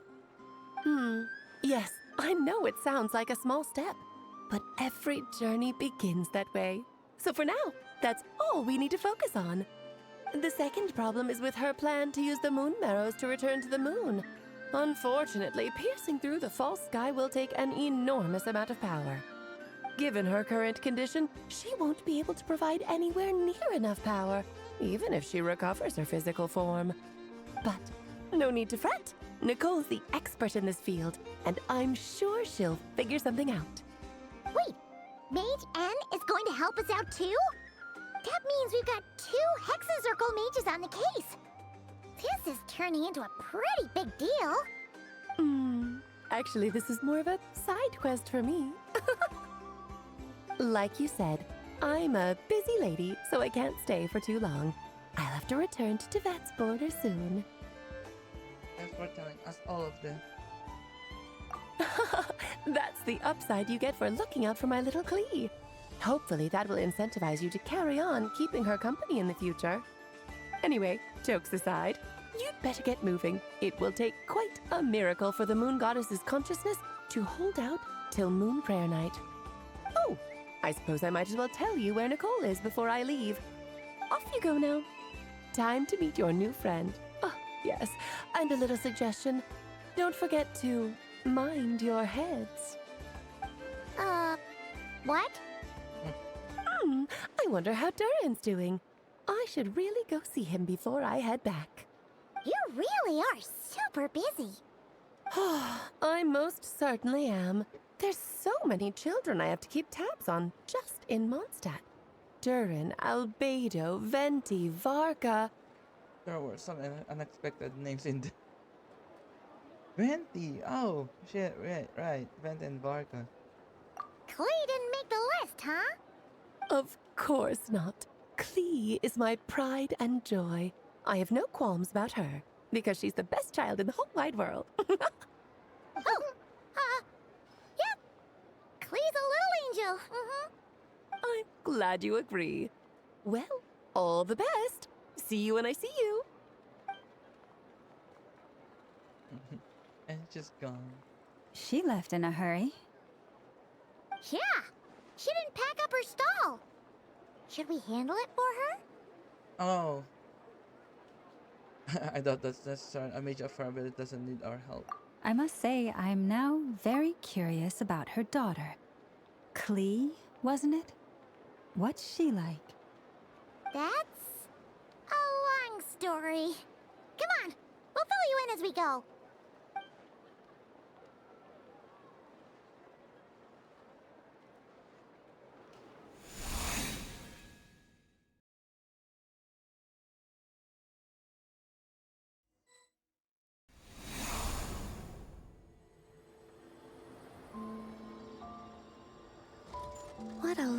place. I've never experienced Nasha Town like this before. Hey, you old geezer! Your hammer's rusted through! Who are you calling old geezer? Are they quarreling? I'm looking right at him! You've really gone downhill since giving your daughter free rein in the workshop. Can you even swing a hammer anymore? It shouldn't take you days just to fix a single chair. You might as well use that hammer to massage my back for all the good it's doing. Don't run your mouth, or you'll get a back massage that'll put you in bed for the rest of your life. Look, the materials haven't arrived yet, all right? You know how busy it gets in the days before Moon Prayer Night. I'll bet you send all the materials to your little princess. Blood's always thicker than water, huh? All right, you've made your point, Uncle Koski. As soon as the materials arrive, fixing your chair will be the #1 priority. And Dad, if you've got time to chat, why don't you lend me a hand, See? Lolka knows what the score is. I guess they're friends. But the way they spoke to each other was so ugly. Then again, it wouldn't be the first time I've seen something like this. Columbina! Sing outside my door in the middle of the night one more time, and I'll unscrew your vocal cords. You hear me? Oh, Sandrone. So that was her way of trying to be friends with me. What a pity.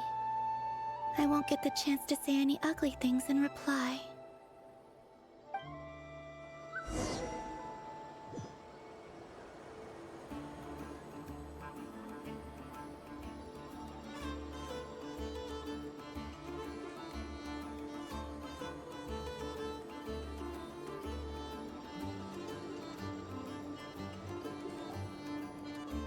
Hey, have you decided what to give her for Moon Prayer Night? I sure have. She's gonna get the surprise of her life when she's least expecting it. Then I'll whip out the ring and pop the question. The surprise of her life. What a fun turn of phrase. Cool, I get the picture. You can spare me the gushy details. Ooh, looks like we have a customer. Hello there, ma'am. Would you like some Moon Prayer Night candy? Huh? Is he talking to me? Can he see me? Here you go. Oh.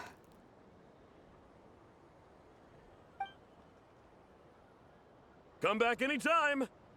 Right. Now, where were we? Oh.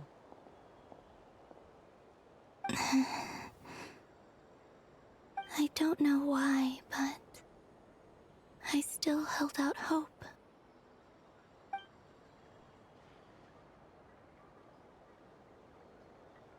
The most important thing right now is to find that mage.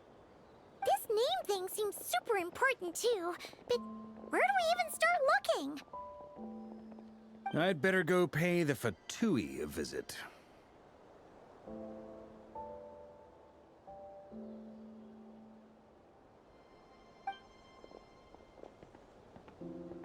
No.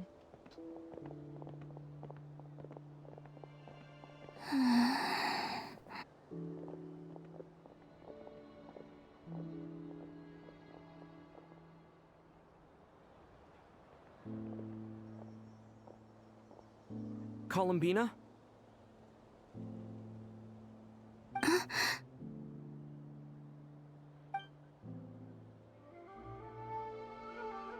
Oh shit. Oh.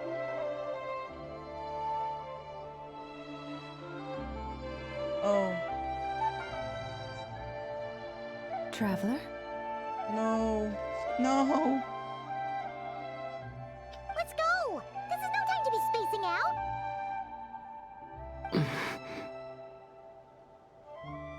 No.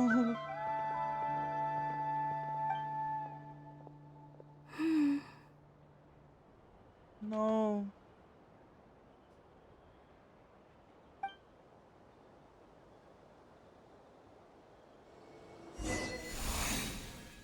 Maybe it's not so bad. Just quietly staying by their sides. It's This is so sad. Oh my goodness.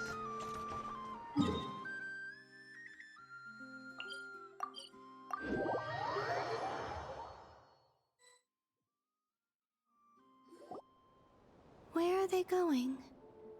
They mentioned a mage and a name?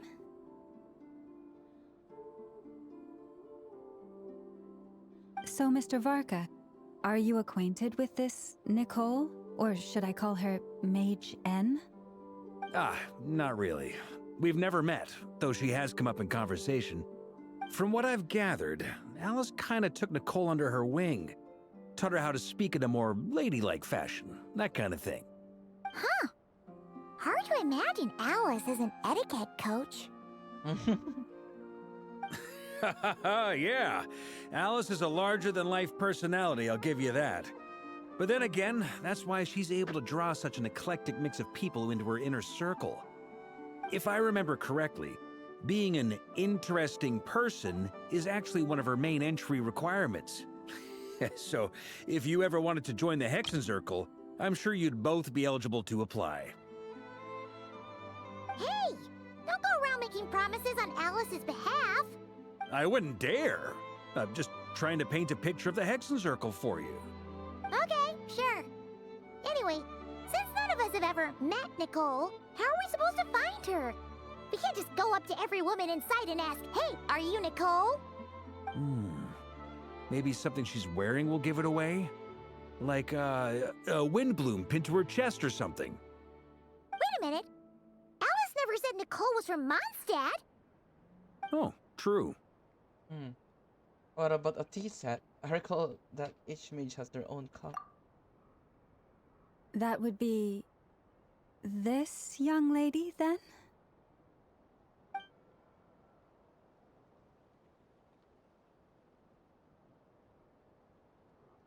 Hey there!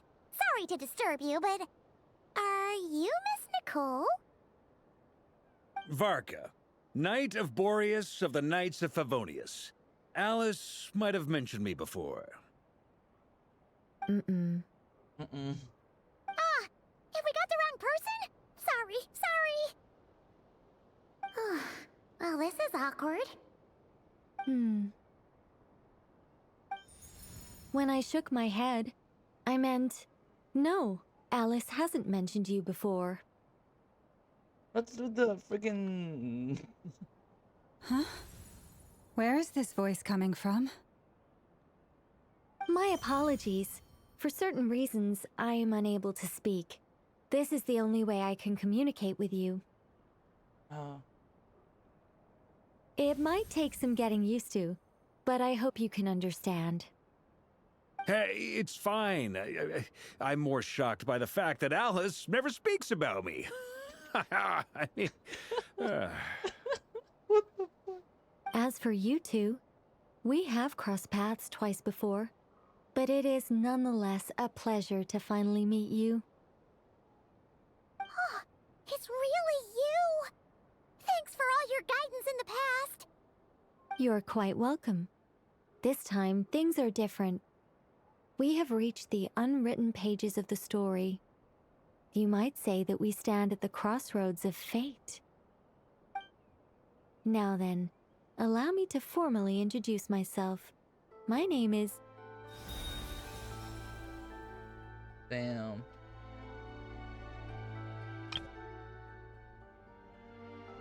To remain silent is to be the observer of the world. Ah. Damn, the Hexenzirkels are the mages of Fourth Wall.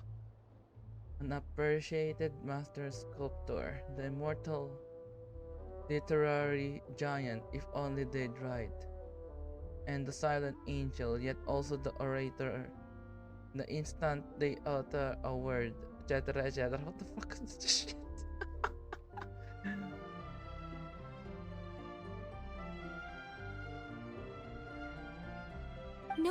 No, stop! Alice! I can't believe it! Eh. Freaking si Alice yung naglagay nun. I had a whole speech prepared. I'd agonized over every single word. She always picks the worst moments to ruin other people's plans. Aw, she's cute. The frick. I'm so sorry about that. Alice took the liberty of devising some bespoke self-introduction magic for each member of the Hexen Circle. Oh. But I could have sworn I deleted all of the triggering conditions for it. How did it bypass everything? Oh gosh, this is so embarrassing. They're like the developers of the freaking Tibet or something. Yeah, actually. This is a very different side of Nicole than what we're used to. Is she not used to face-to-face interactions? Don't worry about it. We've seen that introduction magic once already, so it wasn't too much of a shock. Please go on, Miss Nicole. We'd love to hear what you have to say, or, well, communicate. Huh? Are they talking to this lady? But... Will you all promise to forget that horrendously embarrassing introduction? Sorry? Embarrassing? When? Among the words that hopped out just now, I saw angel. Yes, my name is Nicole, and I am one of a very few angels who have retained both their preferred form and their power. The Traveler and Paimon should be no strangers to this concept. There is another of our kind in Natlan. They call her the Lord of the Night. Oh. Alright! Paimon remembers her! But we've never seen her in person. Yes. Well, I have retained more of my power than she. It's because I don't have a long-term duty to fulfill. To be more specific... no. We'll be here all day if I get into the specifics. Moving on. If I'm not mistaken, you are here because you wish to learn how one might reach the moon beyond the sky. That's right. Is that something you can give us any guidance on? Yes, I do know a way. It began with the Hyperboreans, who lived after the War of Funerary Flame. Blank looks. Maybe I should start with the background of the war. Or maybe not. It shouldn't be an issue. I'll fill in the gaps for you when we have more time. Anyway, after that war ended, the three moons retreated to beyond the false sky. The Hyperboreans were humans I once aided. They accepted the civilization and creations bestowed upon them by the angels. But despite accepting many blessings of the angels, many among them still held on to their faith in the moons. They were reluctant to accept the new order. Even after the War of Funerary Flame, they sought to contact the moon goddesses beyond the sky and receive their guidance. But all three had passed away by that point. This mage has a unique method of communicating. Is she talking about the moons? I like how Columbina is in the background doing stuff. Yes, but they did not know. And so, still they prayed for the moon goddess's mercy. After building titanic structures that consumed vast amounts of Kuvaki, at last they glimpsed the moons and heard their voices. But of course, they were gravely disappointed, for it was then that they realized the three moon goddesses were dead. Oh, that's such a sad story. It is. Humanity was in a very sorry state at that time.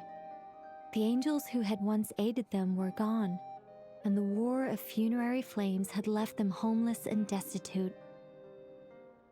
Just a second, I gotta ask. How relevant is all this history to the task at hand? Well, I mean, it's... Okay, it seems we've drifted into irrelevant narrative waters. It's been a while since I've had the chance to speak inside someone's head. As soon as I got started, I lost control and the words just flowed out like a waterfall. What I'm trying to say is... Right, yes, that's it. The relevant part is the ritual created by the Hyperboreans. The fact that they bypassed the false sky and saw the true moons implies that they successfully built a connection between Tevat and the outside world. Which means, with enough Kuvaki and a sufficiently stable connection, it should be feasible to send one person over the border. Okay, so they built some kind of portal?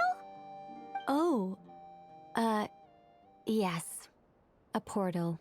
Yes. Is something wrong? You sound disappointed. I just didn't expect you to summarize it so well. It turns out I could have said all that in one word, if only I'd managed to think of it. No, please, it's fine. This is invaluable knowledge. I'll be sure to record and preserve everything in writing. Oh, really? Well, in that case, I suppose I could backtrack and add some more detail. I did gloss over a few things so far. Colombina in the background.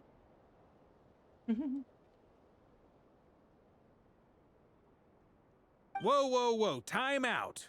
Let's summarize what we've got first. The Hyperboreans were the last ones to use this method, right? So we somehow need to find whatever structure they built and make sure there's enough Kuvaki to power it up. Luckily, we have the moon marrow of both the eternal and iridescent moons, so we're all good for Kuvaki. Which means the key issue we need to focus on is finding the place. Am I right so far? Yes. Although, I expect the structure is long gone by now. That said, what if we could take advantage of the phantoms to travel back to a time when it still existed? Well, travel back isn't quite accurate. It's more like we'd be creating a handshake between 2 points in space-time. We wouldn't even have to pick a time when it still existed. It could just be a time when it still appeared in phantom form via projection, or we could project our own phantoms, fold them together, and... You look lost. Was that too hard to follow? Yeah, things got a little, technical there. Paimon's brain is reaching capacity. All right. Let me think about how to put this more simply. Okay, got it. Over the next few days, I'll search for phantoms that we can use. Once I find one that meets the criteria, I'll let you know and we'll regroup. By completing certain rituals, specific individuals will be able to enter the phantom and make it to the Hyperborean structure. If everything checks out, and it looks feasible, we'll just need to wait for Moon Prayer Night, and we can send the Moon Goddess back home. I'm really skimping on the detail here. Is this making any sense at all? I think so. For now, we'll just wait to hear from you. Yes. Basically, yes. Great. Counting on you. In the meantime, we'll focus on finding the Moon Goddess's name. My name? Are they looking for a way to stop me from disappearing? Excuse me, Miss... Go on, Miss Nicole. This conversation was a little all over the place. I didn't catch your name. I am Lauma, of the Frost Moon Scions. Ah, I did wonder. I noticed that you listened very intently when I spoke about Hyperborea and the moon's history. If you'd be interested, I'd love to visit you this evening and go through it again in greater detail. Also, if you were serious about making a record, it would be too risky to simply write down the raw details as is. I would suggest some tweaks. Maybe rewrite the stories as fairy tales or fables, perhaps even prayers. Anyway, we can cross that bridge when we come to it. So, see you later then? Oh, and no need to prepare anything. Just a cup of tea will do.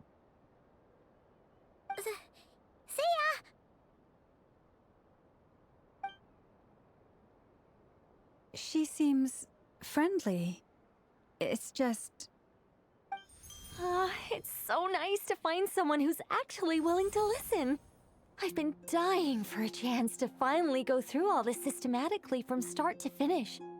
Any longer and I'd probably start forgetting it. Now Paimon gets why Alice told us to mind our heads. Okay. What did I tell you? A lot of quirky people in Alice's orbit. Now then, the next order of business is, where do we start looking for the moon goddess's name? Maybe the rest of what Nicole has to say might give us some clues.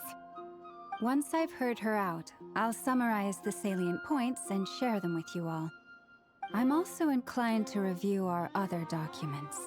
Yes, our faith was first established by our Hyperborean ancestors,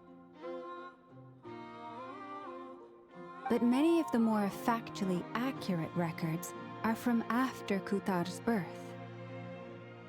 I have a bunch that the Fatui might know something too.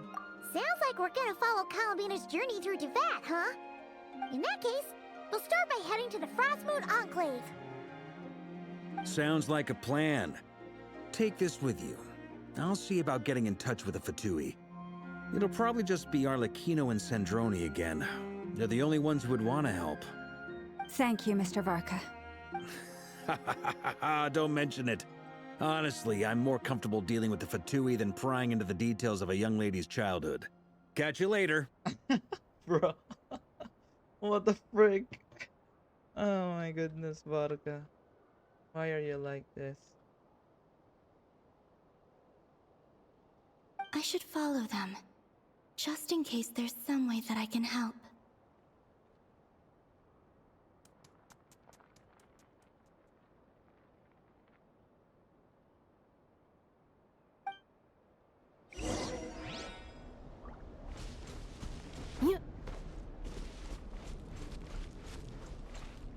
What the frick? Why is there something in here? Defensive mode. Forest, protect us. Ultimatum protocol.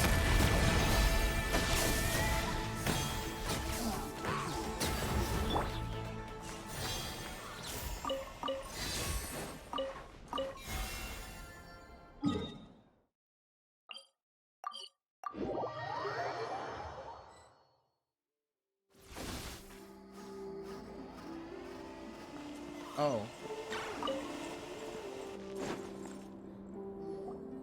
A while ago, I took the time to organize all documents in our possession that pertain to Kutar.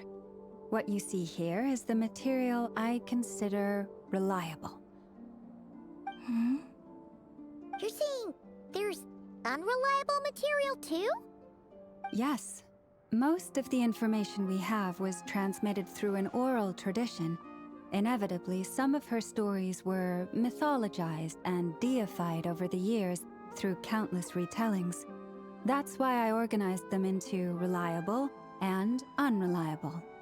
There's no sense seeking answers in history unless we can ensure the veracity of the historical record. Makes sense. All right, let's take a look through. Clear and concise.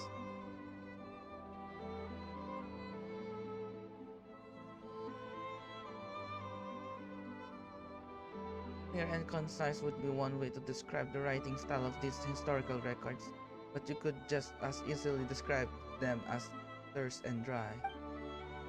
And since Lauma already knows the material like the back of her hand, the quest to find any new information in these texts is tough going. Almost all these records refer to Kutar instead of Columbina. Although neither of those is her real name. Paimon's not sure what point she's trying to make. What we can gather from these records is that the Frostmoon Scions worshipped her as a god, placing impossible expectations upon her. I cannot fault them for their earnest faith, but for all their devotion, worshipping her day in, day out changed nothing. I imagine that none of it resonated with Columbina. It wouldn't surprise me if, even back then, she had already begun to reject the name Kutar, and everything it represented. Lauma speaks the truth. When I heard them call upon Kutar with hope and expectation in their voices, they may as well have been calling upon somebody else. When you were organizing these texts, what criteria did you use? Well, that's a bit complicated. I looked at the level of detail, perceived authenticity, prose style, and how realistic their portrayal of Kutar seemed to be. Amongst the Frostmoon scions of today, only I know of her existence, and I alone have spoken to her face to face. As such, I know that there are certain things she simply would never do. That being said, I have sensed some changes in her lately. Changes? Me? Oh, seems like this is getting us nowhere. Oh, for what it's worth, why don't we check the unreliable sources too? Sure. Give me a moment.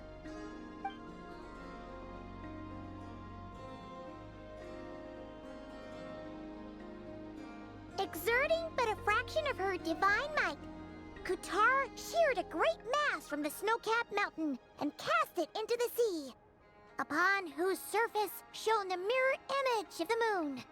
Thus was formed the island of Hisi. Yeah, right. That doesn't even begin to pass the sniff test. The 3 moons are not but lies through and through. Only one moon has ever shone for us, and Kutar is her name. The subjectivity is strong in this one. We've heard something like this before in Natnan. The vast majority of ancient texts are filled with fanciful tales like these. I trust you understand my criteria a little better now. Kutar did not speak, merely gazing into the distance in silence. And where her gaze landed, this was her prophecy. Clearly, whoever wrote this text never even met Kutar. Otherwise, they'd know that her eyes are always closed. What about you, Traveler? What are you reading? Seems like a collection of anecdotes. Come on, let Paimon see. The child wished to build a wooden nest with which to shield a fledgling bird from the cold. But being so young and lacking in strength, the child could not snap the branches from the trees. Kutar was passing by. Upon seeing the child, she summoned forth a Kuhenki, who built a beautiful nest for the child. I remember that. Oh. Not knowing the meaning of Kutar's divine intervention, the child dared not to respond, and thus ran home to call their parents. But Kutar was gone. The Moon Chanter declared the event a miracle and took the nest as a relic, placing it on high for all to see. The child was named as one favored by the goddess, and was greatly respected amongst the people. Yet, no further miracles were bestowed, and this matter was forgotten in but a few years. Huh. Any thoughts after reading that? If it's true, it gives off a somewhat lonesome feeling. Yeah. Columbina probably just wanted to join the kid in making nests. Ah. I'd originally considered this a fabrication, because Kutar did not perform any similar actions in subsequent records. But now that I think about it, it does seem like something Columbina would do. It's just that... She didn't know how other people would interpret her actions. She was probably worried about making things difficult for people. So, she gradually stopped joining in. Yes. Oh, that's so sad.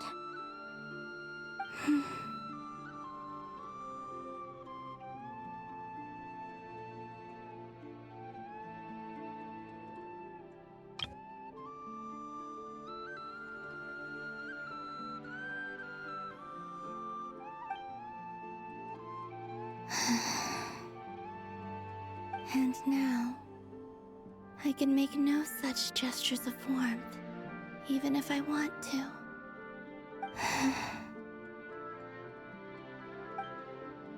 Still no name. That's a bit of a shame. But we did learn some interesting stories. That's gotta count for something. Barca said he was gonna set up a meeting with Arlecchino and Sandrone, right? Let's go back to Nasha Town and see how he's doing.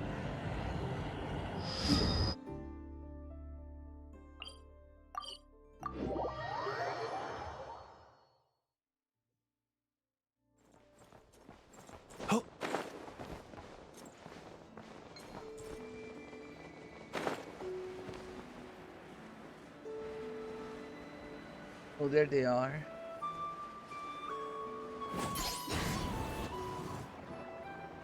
Let's see. There's Varka. Oh, and it's Durin and Albedo too. Talk about coincidences. We meet again. Yeah, this is pretty much the same place we bumped into each other last time. I convinced them to stick around a little longer. We were all waiting on people, so I figured having a little company would help pass the time. Ah, so you've been waiting for us? Does this mean that you've already arranged things with the Fatui? Sure does. Now you're back, we can go meet up with them together.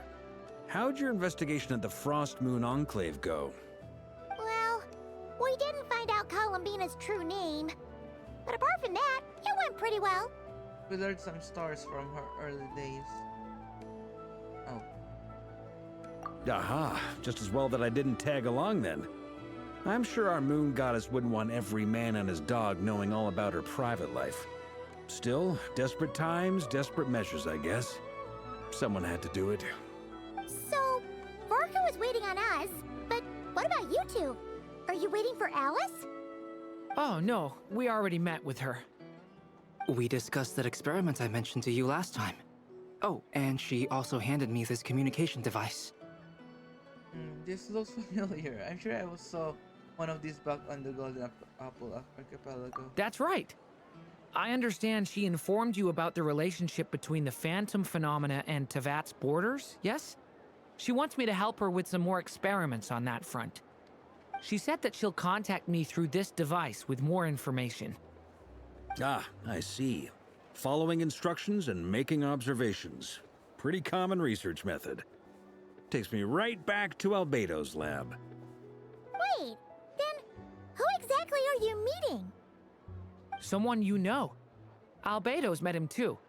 But I don't think Miss Lauma or the Grand Master have been introduced. Introductions are overrated. Especially in cases like this. Oh, it's him. It's you! It's you! So, it's not like the academia has prohibitions against going abroad. Also, I applied for leave. I've been writing to Hat Guy since obtaining a human form. I've already brought him up to speed on everything that's been going on in Nodcry. Hat Guy. Hat Guy? Oh no. Not. Oh my goodness. Hot Guy. Nice. Turns out, I actually have heard that name before. Oh? Then why did you react the same way I did? I only knew the name, not the fella. But since we're all here, let's do some introductions for what it's worth. I'm Varka, Grand Master of the Knights of Favonius. Lauma, Moon Chanter of the Frost Moon Scions. And I'm a Driosh from the Vahumana Darshan of the Sumero Academia. Hat Guy. Guy. Good to see you again, Mr. Guy. Mr. Guy. I believe we last saw each other on the boat ride here. Mr. Guy. No. So they came to Nodcry together. Mind you, the only reason I came here is because there's someone I want to look into. Who's that? The Doctor, also known as Dottore, second of the Fatui Harbingers. Just as I thought. From the tone of your voice, it sounds like there's bad blood between you. I was reviewing our archives and noticed that a lot of information about him was missing. Left a bad taste in my mouth. That's all there is to it. Dottore, or Zondique, as he was then known, Once studied at the academia, but he got kicked out before he could graduate. Dandik. I've heard that name before. Back in the ruins when the Ibis King mentioned that student. That was the doctor? So the Harbinger's #2 man is a college dropout? How embarrassing for them. Raul. Oh my frick. Last we heard, he was planning something. We actually heard that a few times before, even coming to Nocturne, but we haven't seen a trace of him since we got here. He only appears when something interests him. For all we know, he might have left already. But the fact he did something here at all is worth noting. It'll fill a couple extra lines in his file. Why does it sound less like a file you're writing and more like a criminal record? Anyway, we were just about to meet 2 of the other Harbingers. Want to come along? You might learn a thing or two about him there. Sure. Even though they're Harbingers, well, they're old acquaintances of ours, so, you know, when you talk to them, try to be... I got it. The Frostmoon Scion's relations with the Fatui remain tense. Forgive me if I do not attend. In that case, we'll continue assisting Miss Alice with her experiments. Good stuff. Everyone's having a fruitful time. All right, we better get going. I'll lead the way.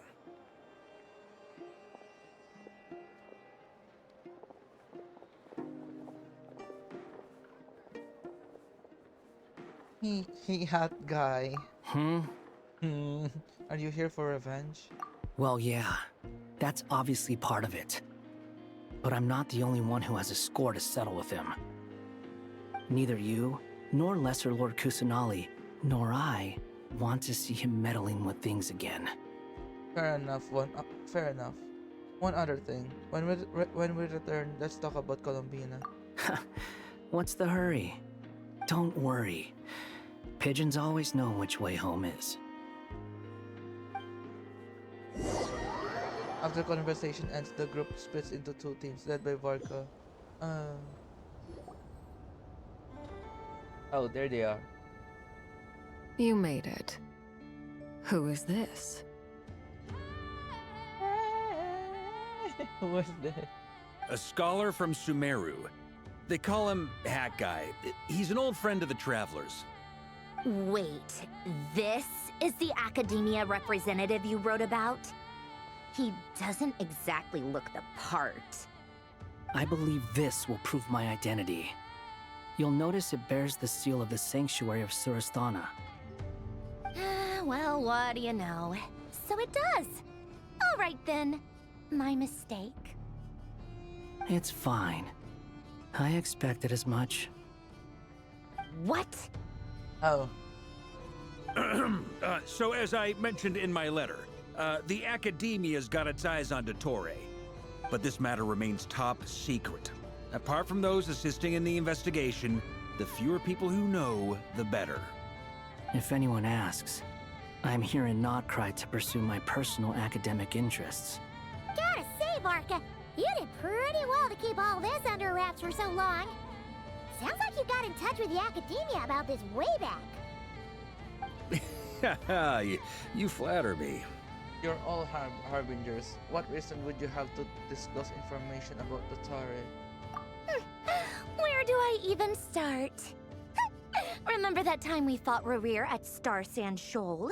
He sure let me have it then, didn't he?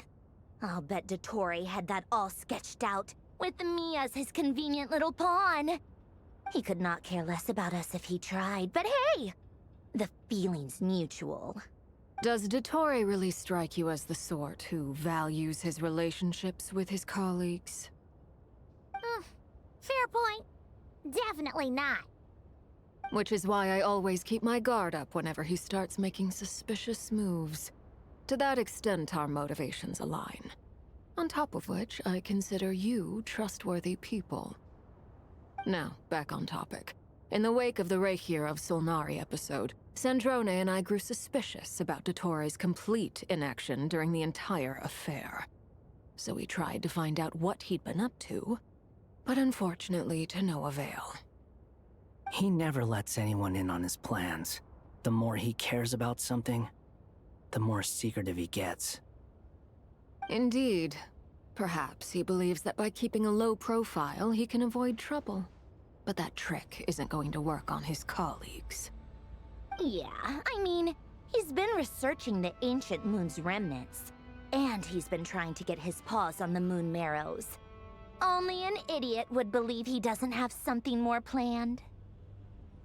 With this in mind, I returned to Snezhnaya and relayed my thoughts to Her Majesty the Tsaritsa, entreating her to have him recalled. That's pretty direct. Did the Tsaritsa agree? Oh, wait.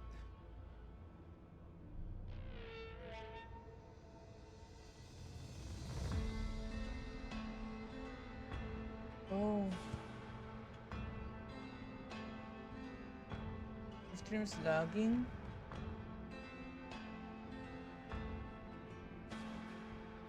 Oh, okay naman na.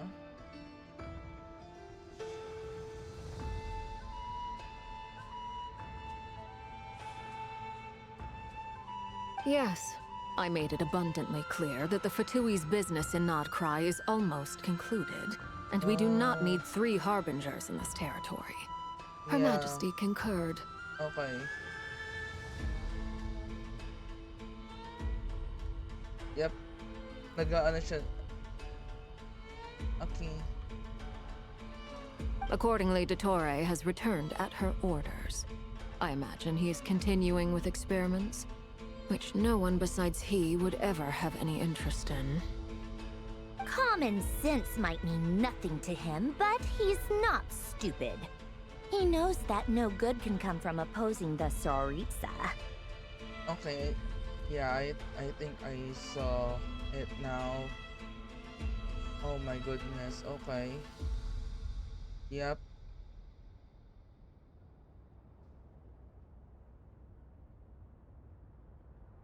Yep, it's lagging.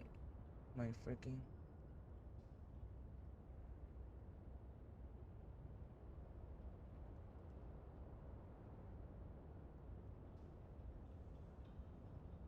Well, this is not a good VOD anyway. I kinda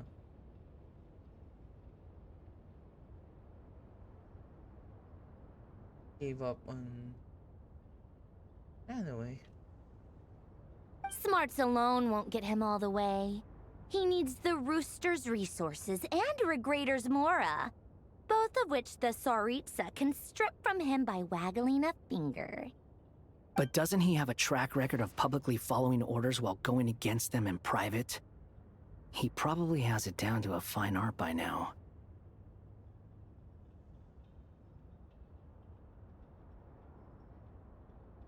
Wouldn't put it past him. We worked together on a research project once. Only briefly, but it was enough to show me that we're fundamentally different people. He has no interest in doing things methodically, stage by stage. His thoughts jump all over the place, and the moment his curiosity is satisfied, or he gets the results he wants, he disappears. The only similarity we share is that, once we set our minds on doing something, we will see it done, whatever it takes. Well, we definitely saw some of that in your battle with Rerir. You got so competitive. My internet sucks. Yeah. Just exactly by the time I wanted to stream. Hi.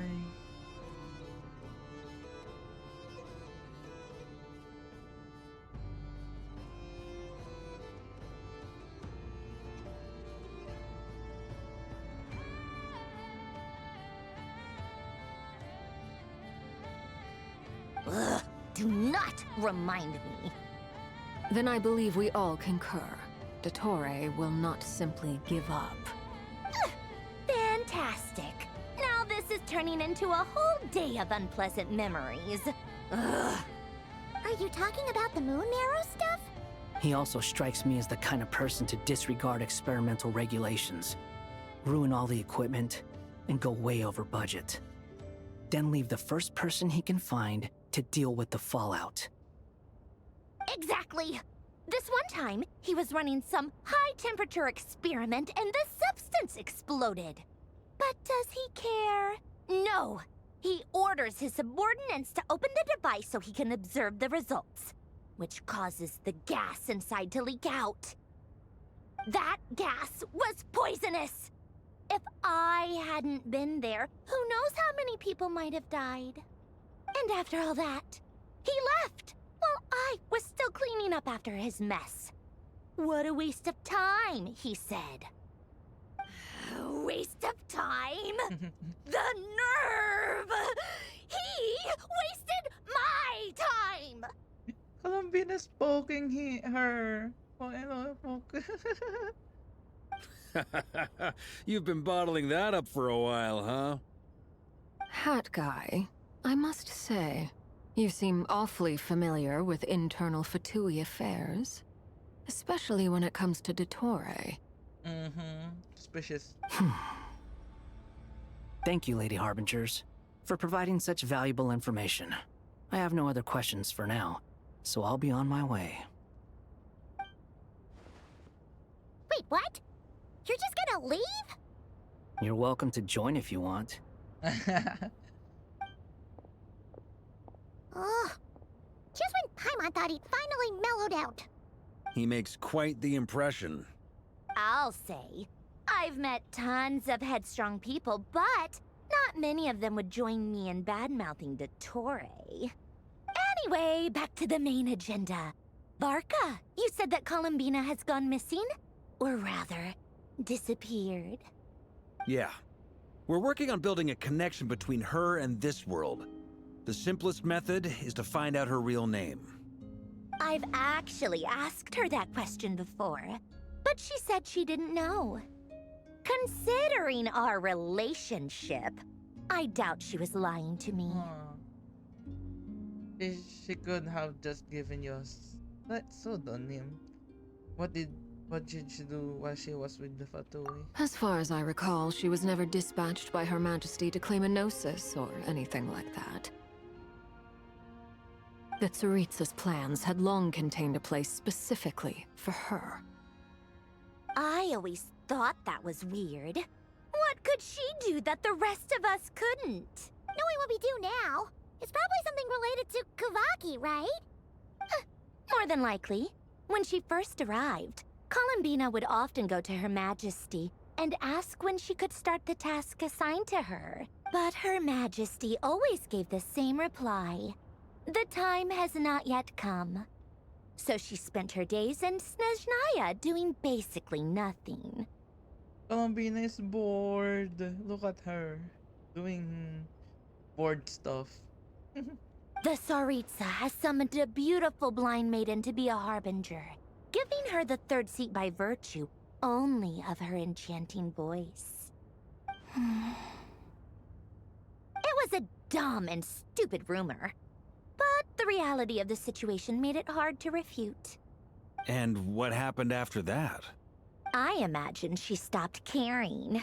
She no longer seemed to care why she had been recruited, and Her Majesty never gave her any missions, so she just continued to sing in the flower garden. For my part, I was busy. So busy, in fact, that watching someone be that idol had me fuming. But still, I got the sense that she had long been used to a life of other people claiming she was needed when she wasn't. I just felt that having a place to stay would cost me something eventually. And so I waited quietly for the day that I would have to pay the price. And on the other end of that spectrum, you had me.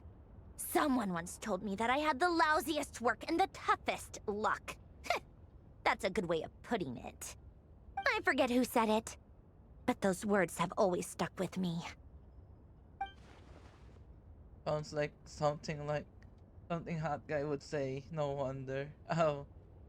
But you've done your job exceptionally well all this time. Because at heart, you are a conscientious person. Oh.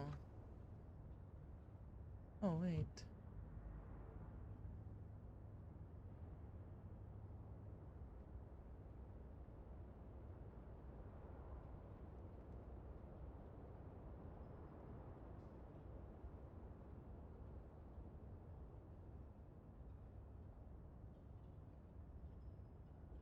Thanks for telling us all this. What is it? Something come to mind? It's nothing. I'm just even more eager to learn her name now. I want to shout it to her from the rooftops. That makes sense. Nothing screams you are needed like your name shouted from across the town. Well, good luck with it.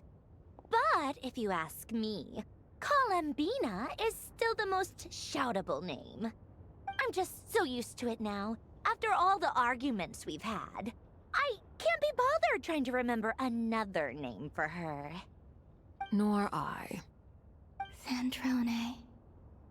Harlequino. Oh.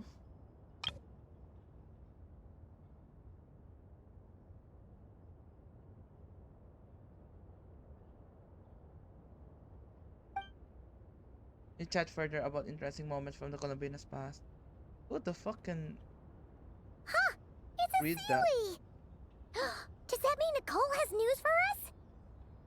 Ladies, I thank you for your hospitality. If the chance ever comes up, I definitely owe you both a drink sometime. I'm sure it will. You can make your own way out. Heck, you've been here enough times, you probably know your way around better than I do. Take care, everyone. We'll be in touch if the situation changes. Okay! Time to do what adventurers do best. Follow that Sealy!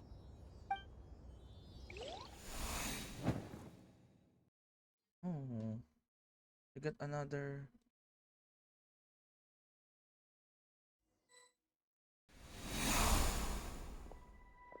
Here you are.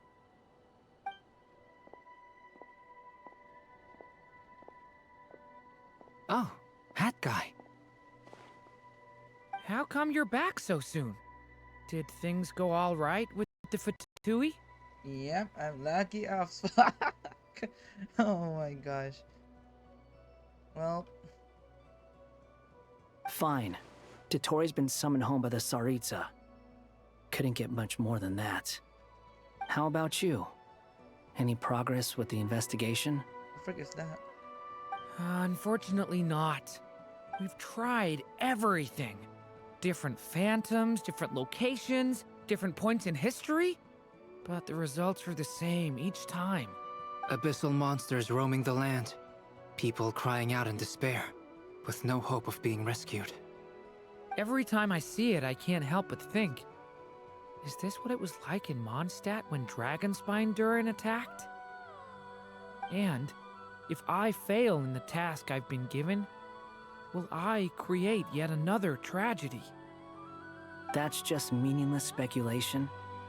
When we encountered similar phenomena previously, I tried to interfere with those illusions, using sounds and lights to guide them. However, we could not change their fates. At most, we were able to extend their existences. The events of the past are like fate that has been written into Irminsul. There isn't a living thing in Teyvat that can escape its past. But Miss Alice instructed us to try to find ways to change the outcome that these phantoms face. It's an impossible task. Can't you just refuse? Since she asked us to do this, I feel like it can't truly be impossible. Or if it is, well, mages can make the impossible possible. I could not have been born as Durin otherwise. But you also said that your past 39 attempts were fruitless. That's true. But you're still going. Yes.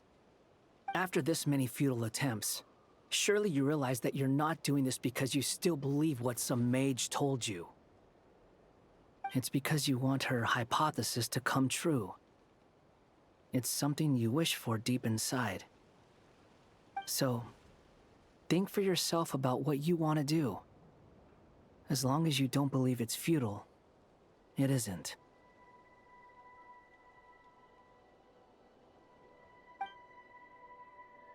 Yeah.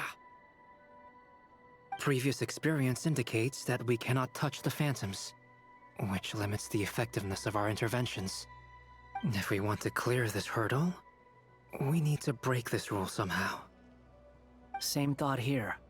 Following the same rules means repeating the same failures. Reducing ourselves to mere playthings of fate. So you mean we need to figure out a way to make contact with them despite knowing that we can't? Yes, and I suspect that's something only you are capable of. Everything in Tevat is logged in Irminsul, but the withering that once occurred in Sumeru was a sign that the Great World Tree was being corrupted. This corruption allowed things that should not have existed in Tevat to appear. This is tantamount to rewriting reality to an extent. You're saying abyssal power might be able to affect those phantoms? No one's ever tried it before. If you're gonna try it, it'll take courage. And you have to be confident that you can control it. Is anyone there? Has anyone seen my daughter? She's missing. I have to find her. I hear someone inside. Spargana? Are you in there? Ah! If I can use my abyssal powers to warn him that there is danger here, maybe it'll change his decision. Maybe he'll stay away. Yes. The important thing is not the nature of the power, but rather how you use it. To intimidate and obstruct. Sounds about right for the Abyss. Let me try. I should be able to influence that thing. Have you seen a little girl? Oh. What? This isn't the time for that! Just run! Oh. I hear someone inside. Spargana? Are you in there?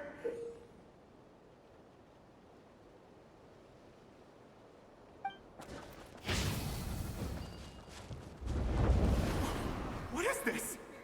Looks dangerous. I should get out of here.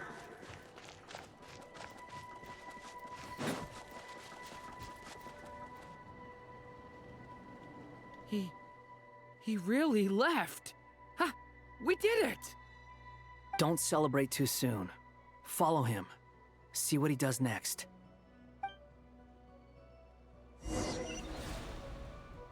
Monsters approaching from the front.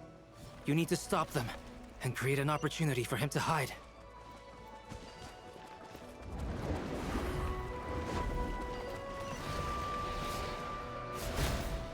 No. Help me!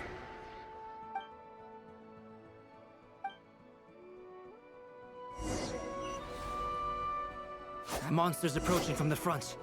You need to stop them and create an opportunity for him to hide.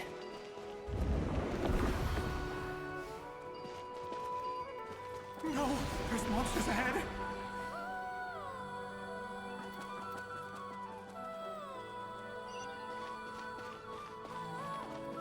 Wait, is that the barrier I saw earlier? Why is it appearing now? It's as if someone's controlling it. The monsters are gone. Is it safe now?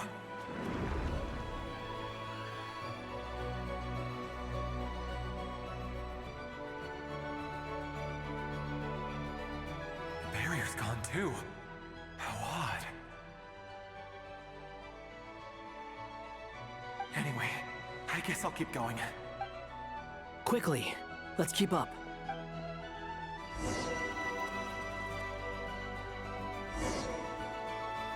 Wait, there was someone else here? Don't go any further. We've got anti-monster traps laid out everywhere. But my daughter must just be up ahead. I have to go. This way's blocked.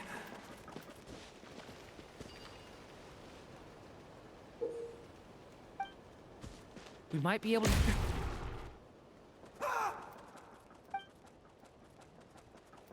Bruh. Mali. Wait, there was someone else here? Don't go any further. We've got anti-monster traps laid out everywhere. But my daughter must just be up ahead. I have to go. This way's blocked.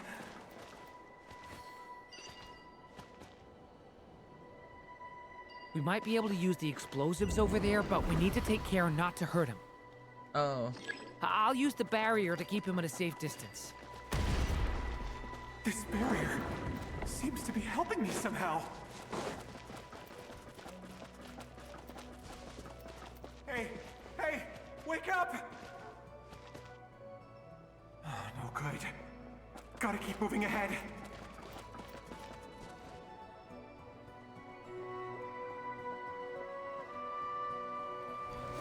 So many monsters!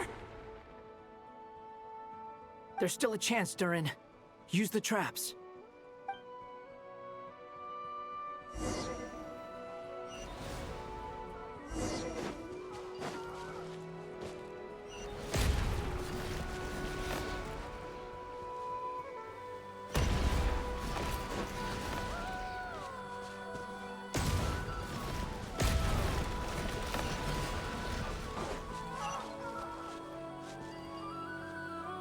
Ay, gago. Help me! Ay.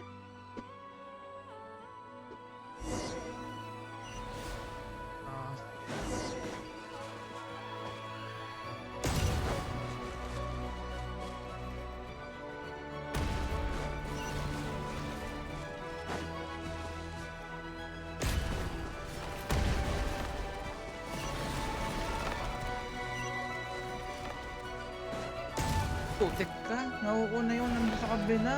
Help me!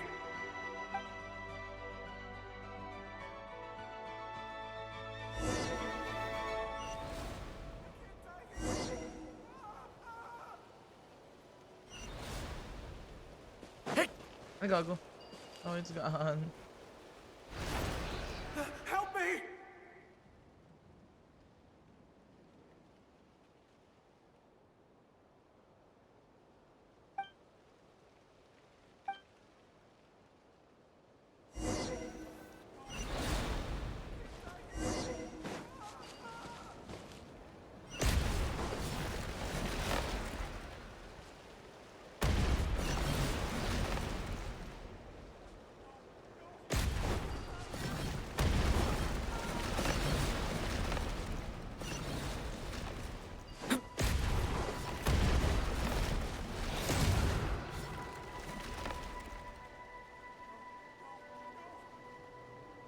This is a new development. I've never seen this happen before.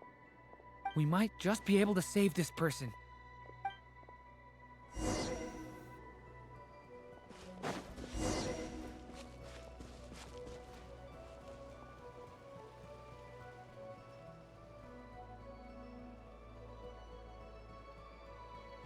Hello there.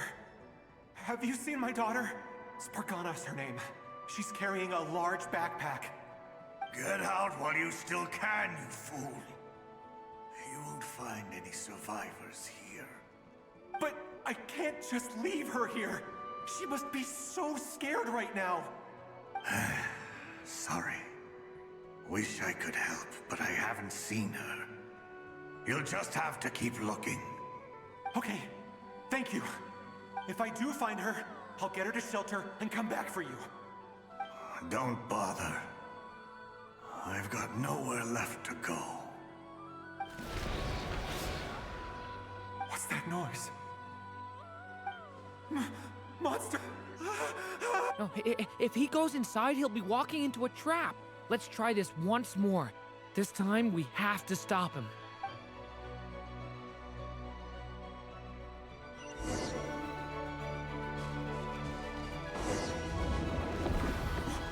Why? How will I know where Spargana's gone like this? trust this strange barrier. It's gotten me this far after all.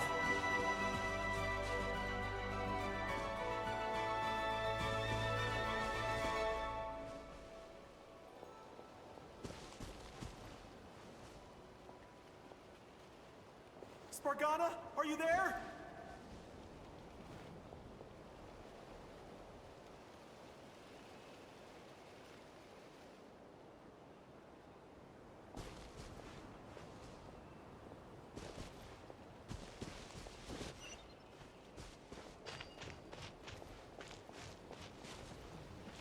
What? Hey! Let us out!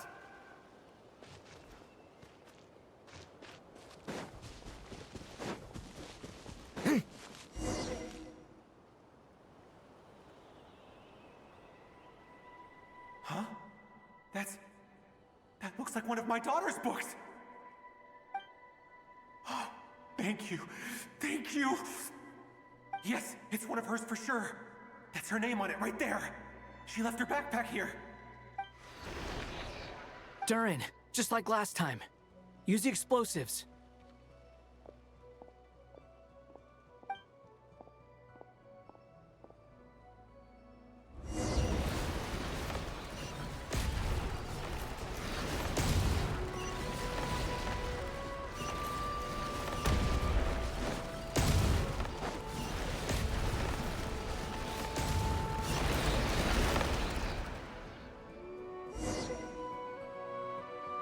It won't work. There's not enough left. If he makes it in, he'll die. But then, this clue could be the key to him finding his daughter.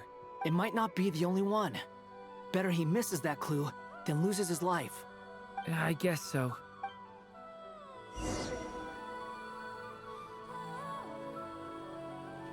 Stop him, Durin. We can't let him get any further in. That's my daughter's book! She's passed this way! Why? Why won't you let me go in? I've searched and searched and searched just for this! But how will I find her without any clues?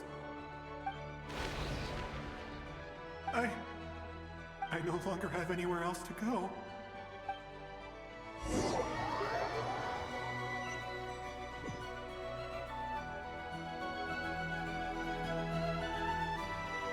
I'm sorry. I'm so sorry. He refuses to go anywhere else. Whether he opens this door or not, all that awaits him now is death. We couldn't change his fate. Albedo? Hat guy? Let's try one more time. I don't know how we're gonna do this, but I don't want to give up either.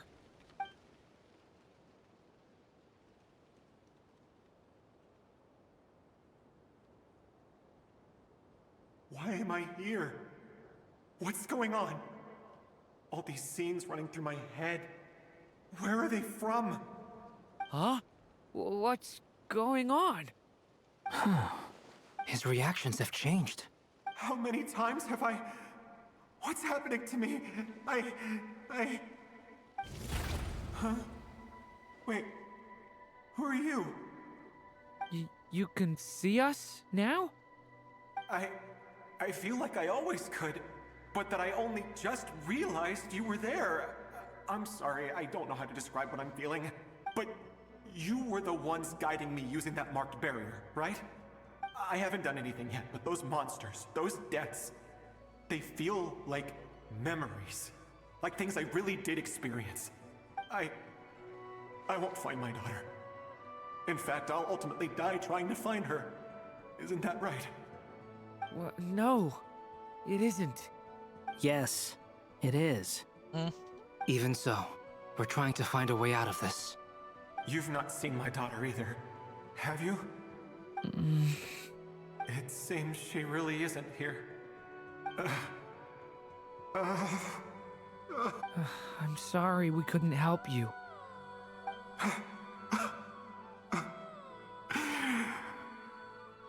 I'm just...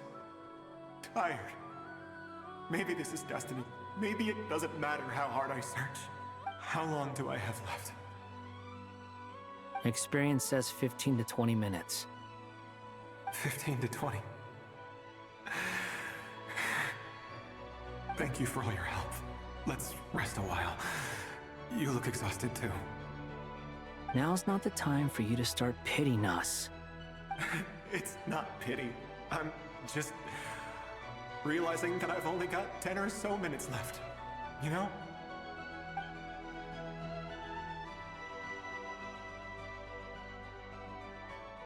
You say you're from Mondstadt, yes?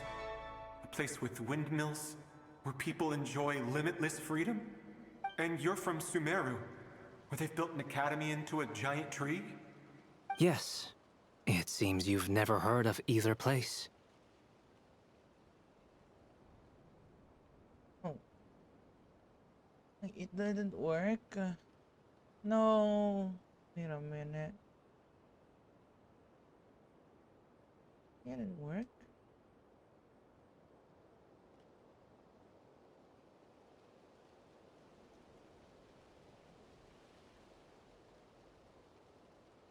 Oh. Hello. Good morning. I'm kinda laggy, I'm sorry. But I just kinda maybe make a what do they call that? Checkpoint for this one. I don't know. Where's that headbutt? Eh? What?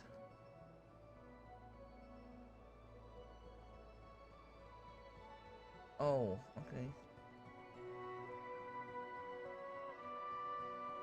It really didn't work. Wow, okay. Wait a minute. Did they do something?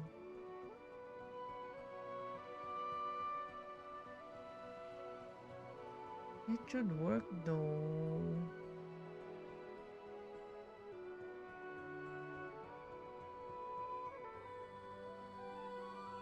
I hate my internet. Internet here in the Philippines sucks. Oh, that's all I can say. Wait.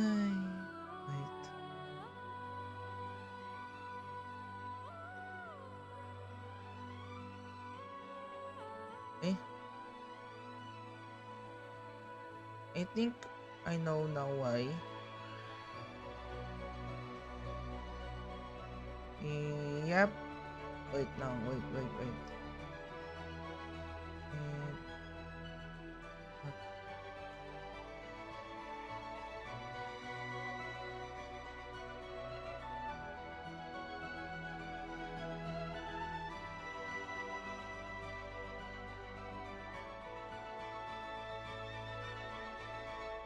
There you go, it works now. Nice.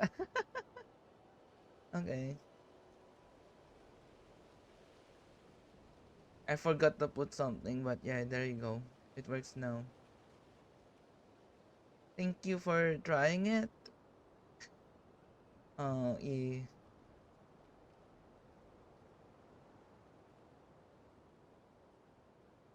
Those names are unknown to me, I'm afraid. Yes. Have you heard of Hyperborea? I have, but I heard that it was destroyed in the distant past. I see. That was where my ancestors once lived. What about Delphi Pytho? Was it later rebuilt? I've never heard that name. Then what about Sal Vindaknir? I have seen that name on stone tablets on Dragonspine. But I'm afraid the only things left of that place are its ruins. I see. Sure enough, there was no way to turn this around, huh? I'm sorry. I was the one who asked to chat, but it seems like we're too many ages apart. There's barely any common ground to start from. It's all right. We did hear something new, at least. From how you speak of your lives, things must be going all right for you, I guess. They are. Mondstadt is a place of freedom and happiness. There's a lot of good people in the church and the Knights of Favonius, and even outsiders find that it's an easy place to feel at home. We have festivals a few times a year, Everyone gets together to drink, sing, and be merry. Sumeru is a lot more uptight. Not really the kind of place where you can relax. It's a nation fraught with problems wherever you look. But if all you want in life is to seek knowledge, I guess it's pretty much paradise. That's wonderful. In other words, after this all-devouring black tide passed, humanity did not merely avoid extinction, but rose to build prosperous civilizations anew. I mean, I can see you all right now. That must mean the future isn't a total mess, right? That's true. Well, time's almost up. Let's part ways, I think.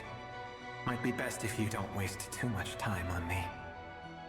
The chances are slim, I know, but I'd like to spend these last few minutes looking for Spargana. If things work out, I'd love to tell her about what I've heard. May we meet again. Well, or not, most probably. In that case, may your wishes come true. I think I heard of Spargana before.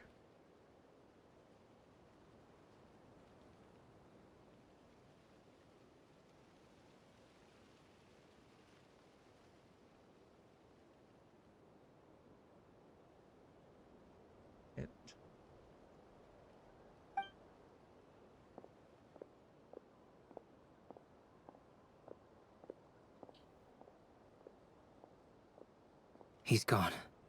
In a few minutes, he will meet the end that was his to begin with. The ending of this tale did not change, but I believe that we've just made the most progress we have yet. May your wishes come true. If only it were so simple. Hat guy, could I ask you a question? You've never talked about your past. It seems complicated, and it weighs heavily on you, too. Would you be willing to tell me about it? I mean, sometimes it's better to get things out in the open. Take that guy we tried to help, for instance. At least he said goodbye with a smile, right? I know about Albedo's past. Our experiences are very similar, and he created me. As for you, you're my first friend, and you've witnessed every step I've taken. But by comparison, I know nothing about you. Either way, I mean, we're still best friends. But if I knew more about you, I might understand your thoughts a bit better. I've told you about myself. I'm a student at the academia. And what did you do before that? Prepared for the entrance exam? All right. If you really don't want to talk about it, I won't press you any further. I was a puppet built from the branches of a white tree, using technology left behind by the Conrian schools of mechanical engineering. Oh shit, Wait.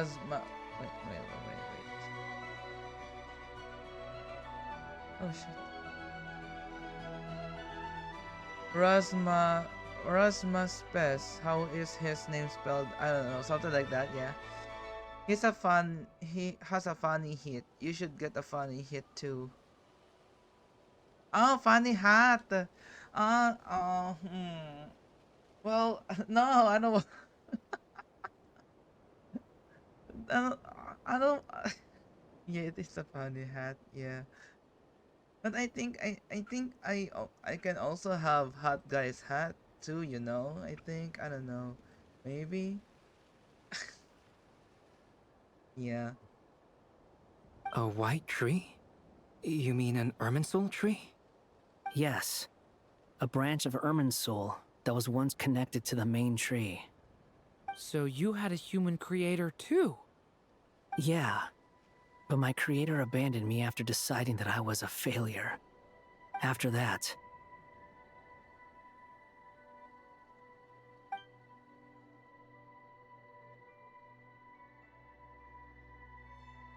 Durin. Resisting the influence of the Abyss, suppressing the urge to destroy, trying to do the right thing. None of these things are easy. Dino with pointy princess hat. There, I spelled that right. Yes, yes. No, I don't wanna. It's weird. But no matter how hard they are, trying to rewrite past wrongs is far harder. You asked me if you would create a new tragedy if you failed. I told you there was no point speculating about that. But the real answer is, yes, you absolutely will. That guy. But at least you've got people here to help steer you away from the wrong path. So, just keep aiming towards the light. Damn. I will. I promise. All right, break time's over. Hello, Durin speaking. Hello, friends, it's me. What have you been up to, I'm detecting some unmistakable fluctuations here at the border. The amplitude isn't particularly high, but they're completely different signals from the ones before, and the scale is comparable to those I've detected previously. Alice, we were unable to save that person. However, he appears to have retained a portion of the memories gained through that cycle, and was able to hold a conversation with us. I see. Well, that is rather odd indeed. It definitely merits further attention. Could I trouble you to keep trying the same approach? I need to gather some more data. Counting on you. I should probably have Nicole come and check this out as well. Oh, we're done. Okay.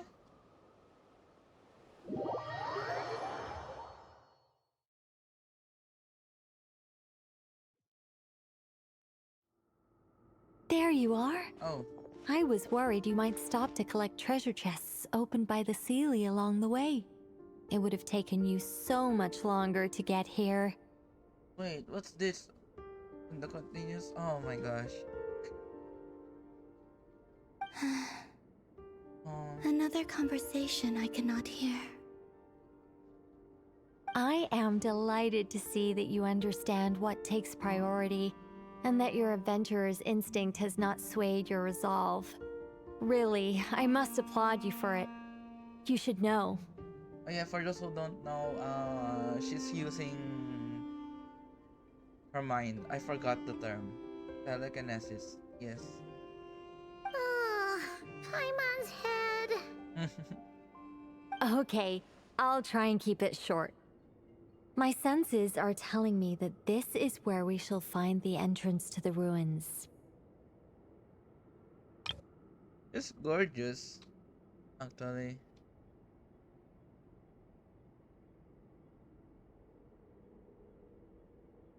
Oh, cool! Well, what are we waiting for? Let's open it up and see! Patience. This was a sanctuary of great importance to the Hyperboreans. A special process is required to open the gate. Oh! Like the place that housed the Eternal Moon's Marrow? Seems like the ancients were very fond of making tricky gate puzzles. Okay, so what's the plan? Need us to do anything? And just the short version, if you can. Ah. Alright then. I was planning to start with some background on the invention of these techniques. Are you sure you don't want to hear it? It's quite informative. Remember what you were saying about priorities? Fine. Simply put, we need 3 human representatives to successfully undergo a process of Kuvaki resonance. Think of it as a test from the 3 moon goddesses to see if the entrants are qualified, with the most recognizable qualification being Kuvaki. Pretty sure Lauma would ace that test. Oh, wait. We need 3 people. I also have no doubt that the Moon Chanter would be qualified, but we would need 2 other people with the same constitution. Therefore, the most feasible method is not so much to follow the rules, but to figure out how the test functions and find a workaround. I've done some research, and it turns out the mechanism is rather crude. We'll simply need humans to stand before it, who have sufficient Kuvaki energy within them. I'm with you so far. How do we get the Kuvaki in them? The easiest way would be transfusion. Take some Kuvaki from Nodkrai's soil, put it into the bloodstream, and get it circulating in the body. So we're going to cheat on the test? Precisely. There are other methods, but this is the simplest one.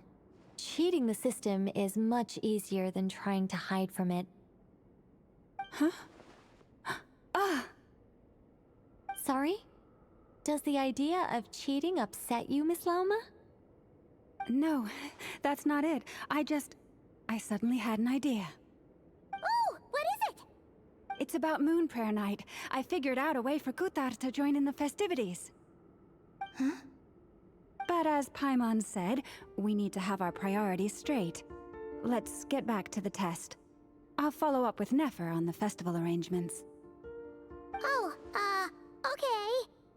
Anyway, is this really the best method we have? A Kuvaki transfusion sounds dangerous, no matter how you slice it. If you think that's dangerous, wait till you hear the other methods. I'd be more than happy to go through them if you'd like. There are several. No need, we're good. Let's go with this one. Very well. Kuvaki transfusion it is. Now, I should mention that the risks can be greater or lower depending on individual compatibility. Bye bye, have a nice day. Okay, have a... Wait, what time is it there? Oh shit, right. Okay, good night. Go back to sleep again, I think. Rest well. See ya. Oh shit, there's a sunflower. I think. No, there's a sunflower. Wait, there's a sunflower.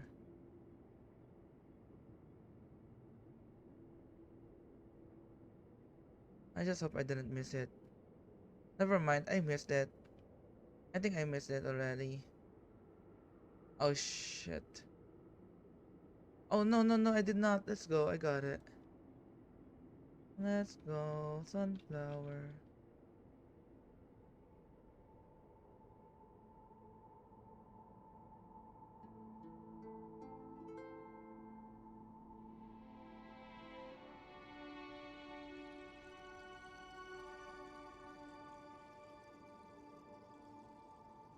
It would be rash to simply infuse the Kuvaki and hope for the best. If the body rejects it, the reaction can be quite severe.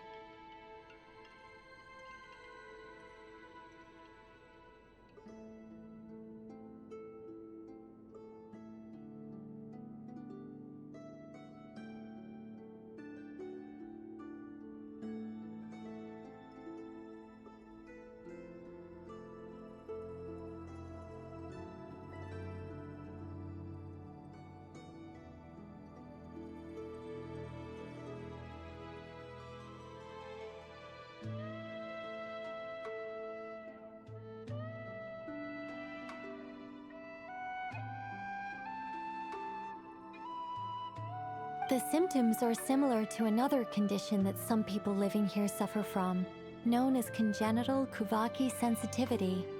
So, before we execute our plan, I will perform a simple test of my own to see who is compatible and who is not. Once that is done, we will have to complete the resonance process as rapidly as possible. The participants must remain stationary while the Kuvaki circulates and bonds with them, and they mustn't eat or drink anything.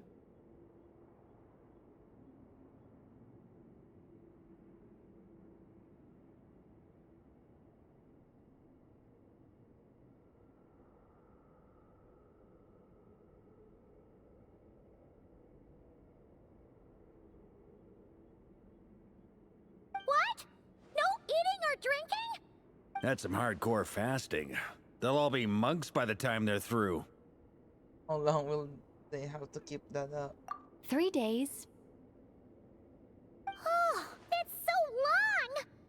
And we still need to find 2 more people who are not just compatible, but also willing to volunteer. Fasting? What are they talking about? I'm willing to volunteer. Really? Don't you want to think this through? Haha, count me in too. 3 days without food? I can handle that. Miss Nicole has made it clear that this is the easiest way. The way I see it, there's nothing else to discuss. It's time to step up. Compared to having Columbina disappear completely, fasting for a few days is nothing. Oh.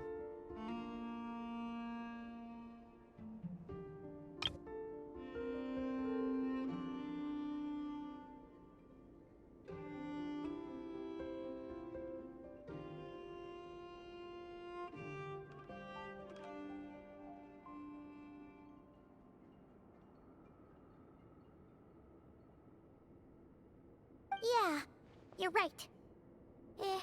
In that case, Paimon volunteers to be Captain of Logistics. She'll keep the fires lit and grab some spare clothes to keep you comfortable. Good work, Paimon. Then we'll start with you first, Traveler. Please step forward.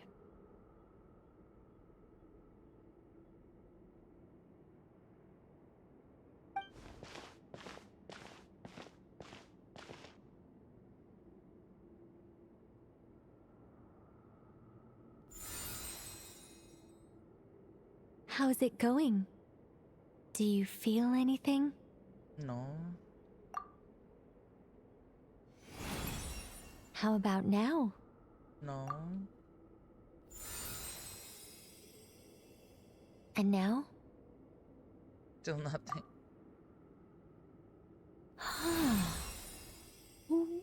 What about now?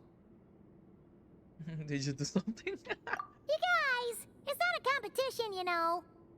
All right, I'm officially impressed.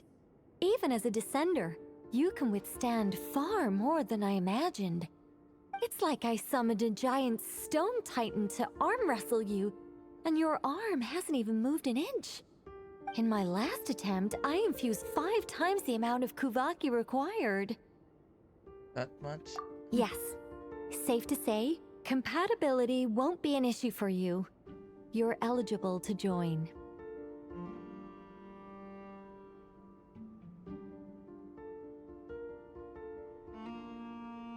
You're next, Mr. Varka. Sure, here goes nothing. All right. I'll start where we left off. 5 times the required Kuvaki dose. Oh shit. Whoa, whoa, whoa, hey, wait a minute. What the fuck with that ice? Oh my god. Oh shit.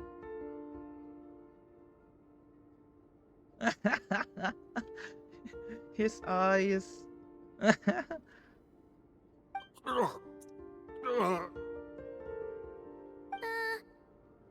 it going? Ooh, no, not great. I kind of want to puke. Feels like I've been drinking too much. A few bottles of wine, then a big stein of Dark Horse. With some hard liquor from Liyue mixed in. Oh my goodness. What the fuck?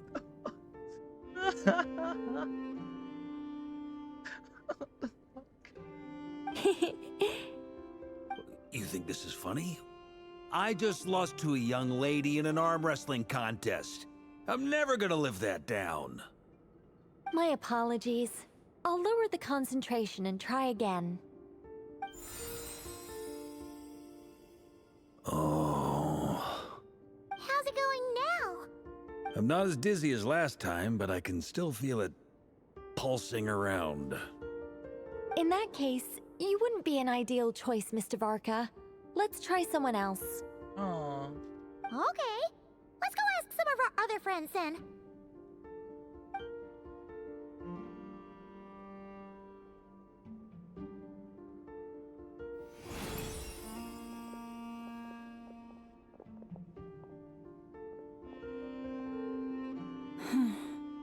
No surprises here, Miss Moonchanter.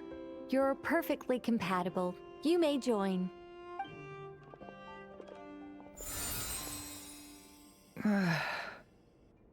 I'm getting a slight headache. Shame. You were so close.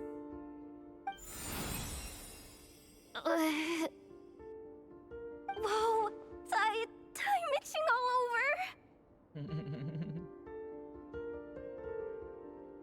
Allergic reaction. We can't have that. Huh? Child.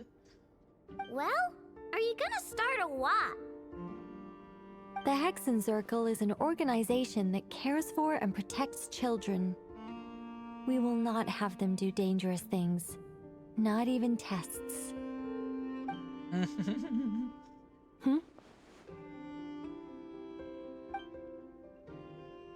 Is something the matter?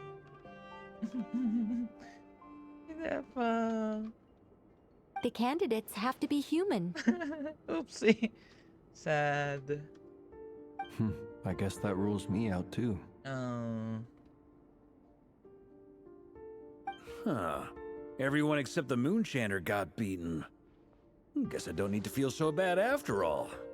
I mean, looks like this isn't gonna be as easy as we thought.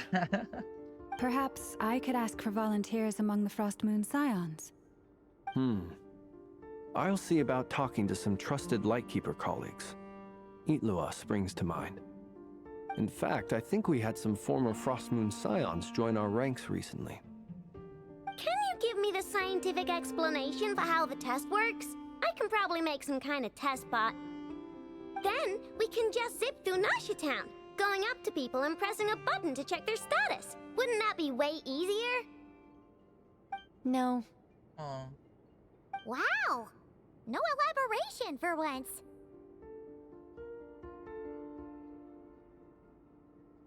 How about I contact the Knights of Favonia's garrison in the Wave Chaser plane?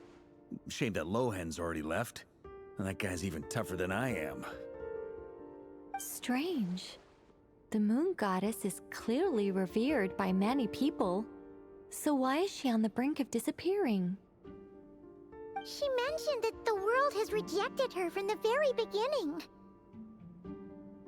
And when we fought the Reikir of Solnari, it seemed like she exhausted her power for our sake.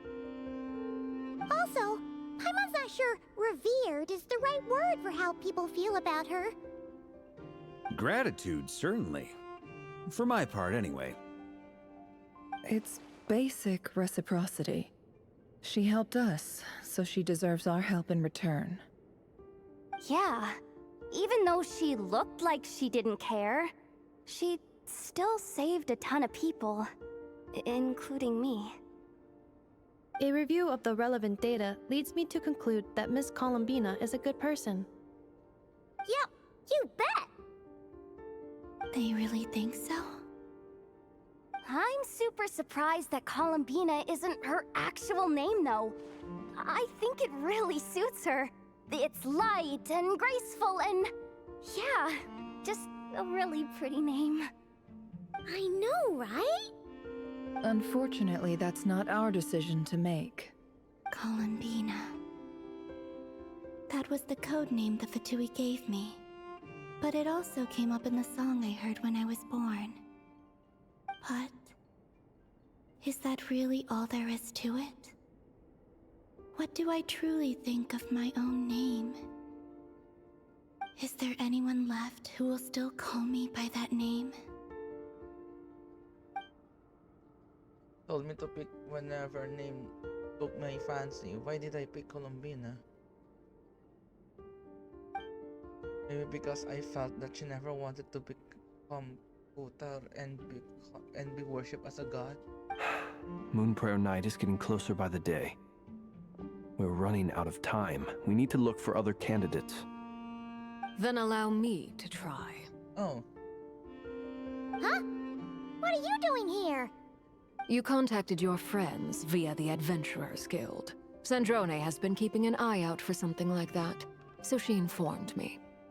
Since I have the ability to accommodate a moon marrow, I should prove to be a suitable candidate. Arlecchino. When can we begin? I see. We can begin right away.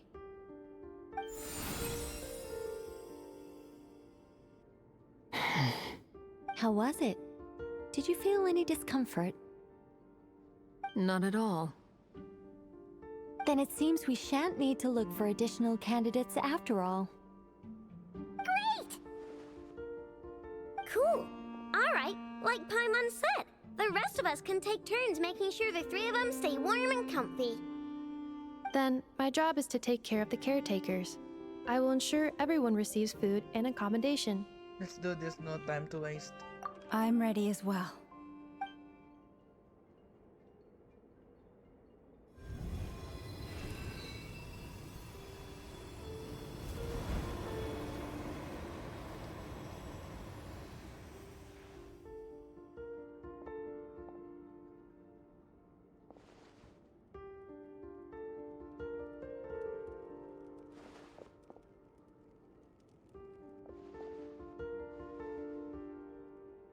Columbina's also sleeping.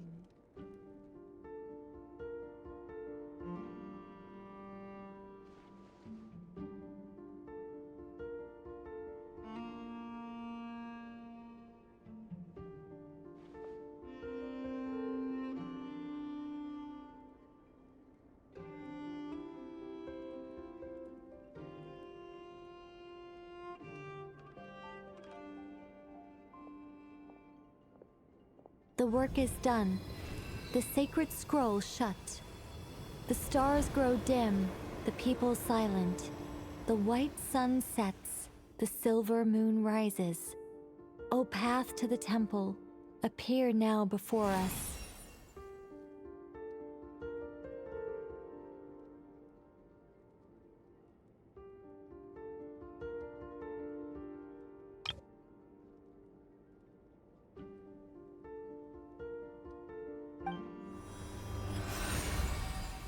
Wow!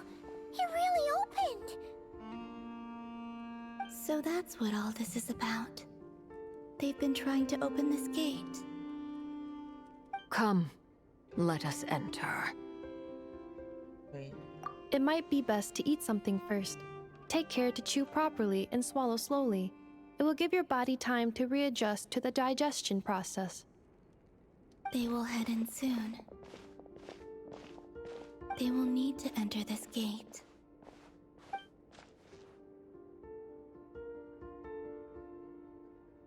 Huh?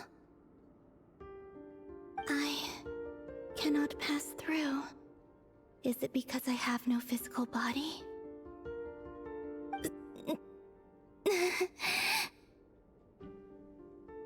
It has been 3 days. My strength has all but completely faded. Can I really hold on until Moon Prayer Night?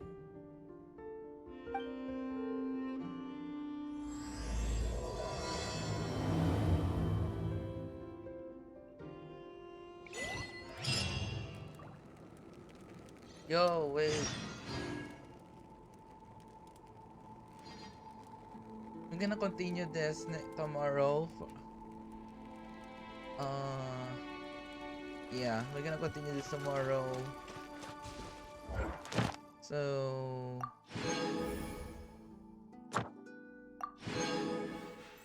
I didn't know this. It's Act 5 and 6 in just one sitting.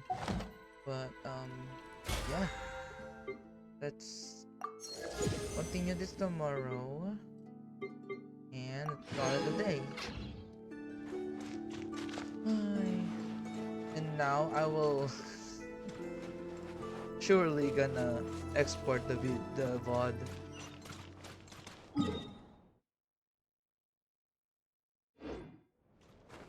So here's the entrance for it. Okay. Okay.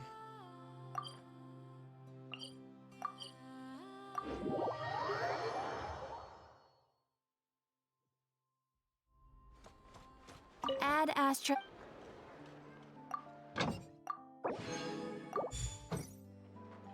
Add Astra. Thank you for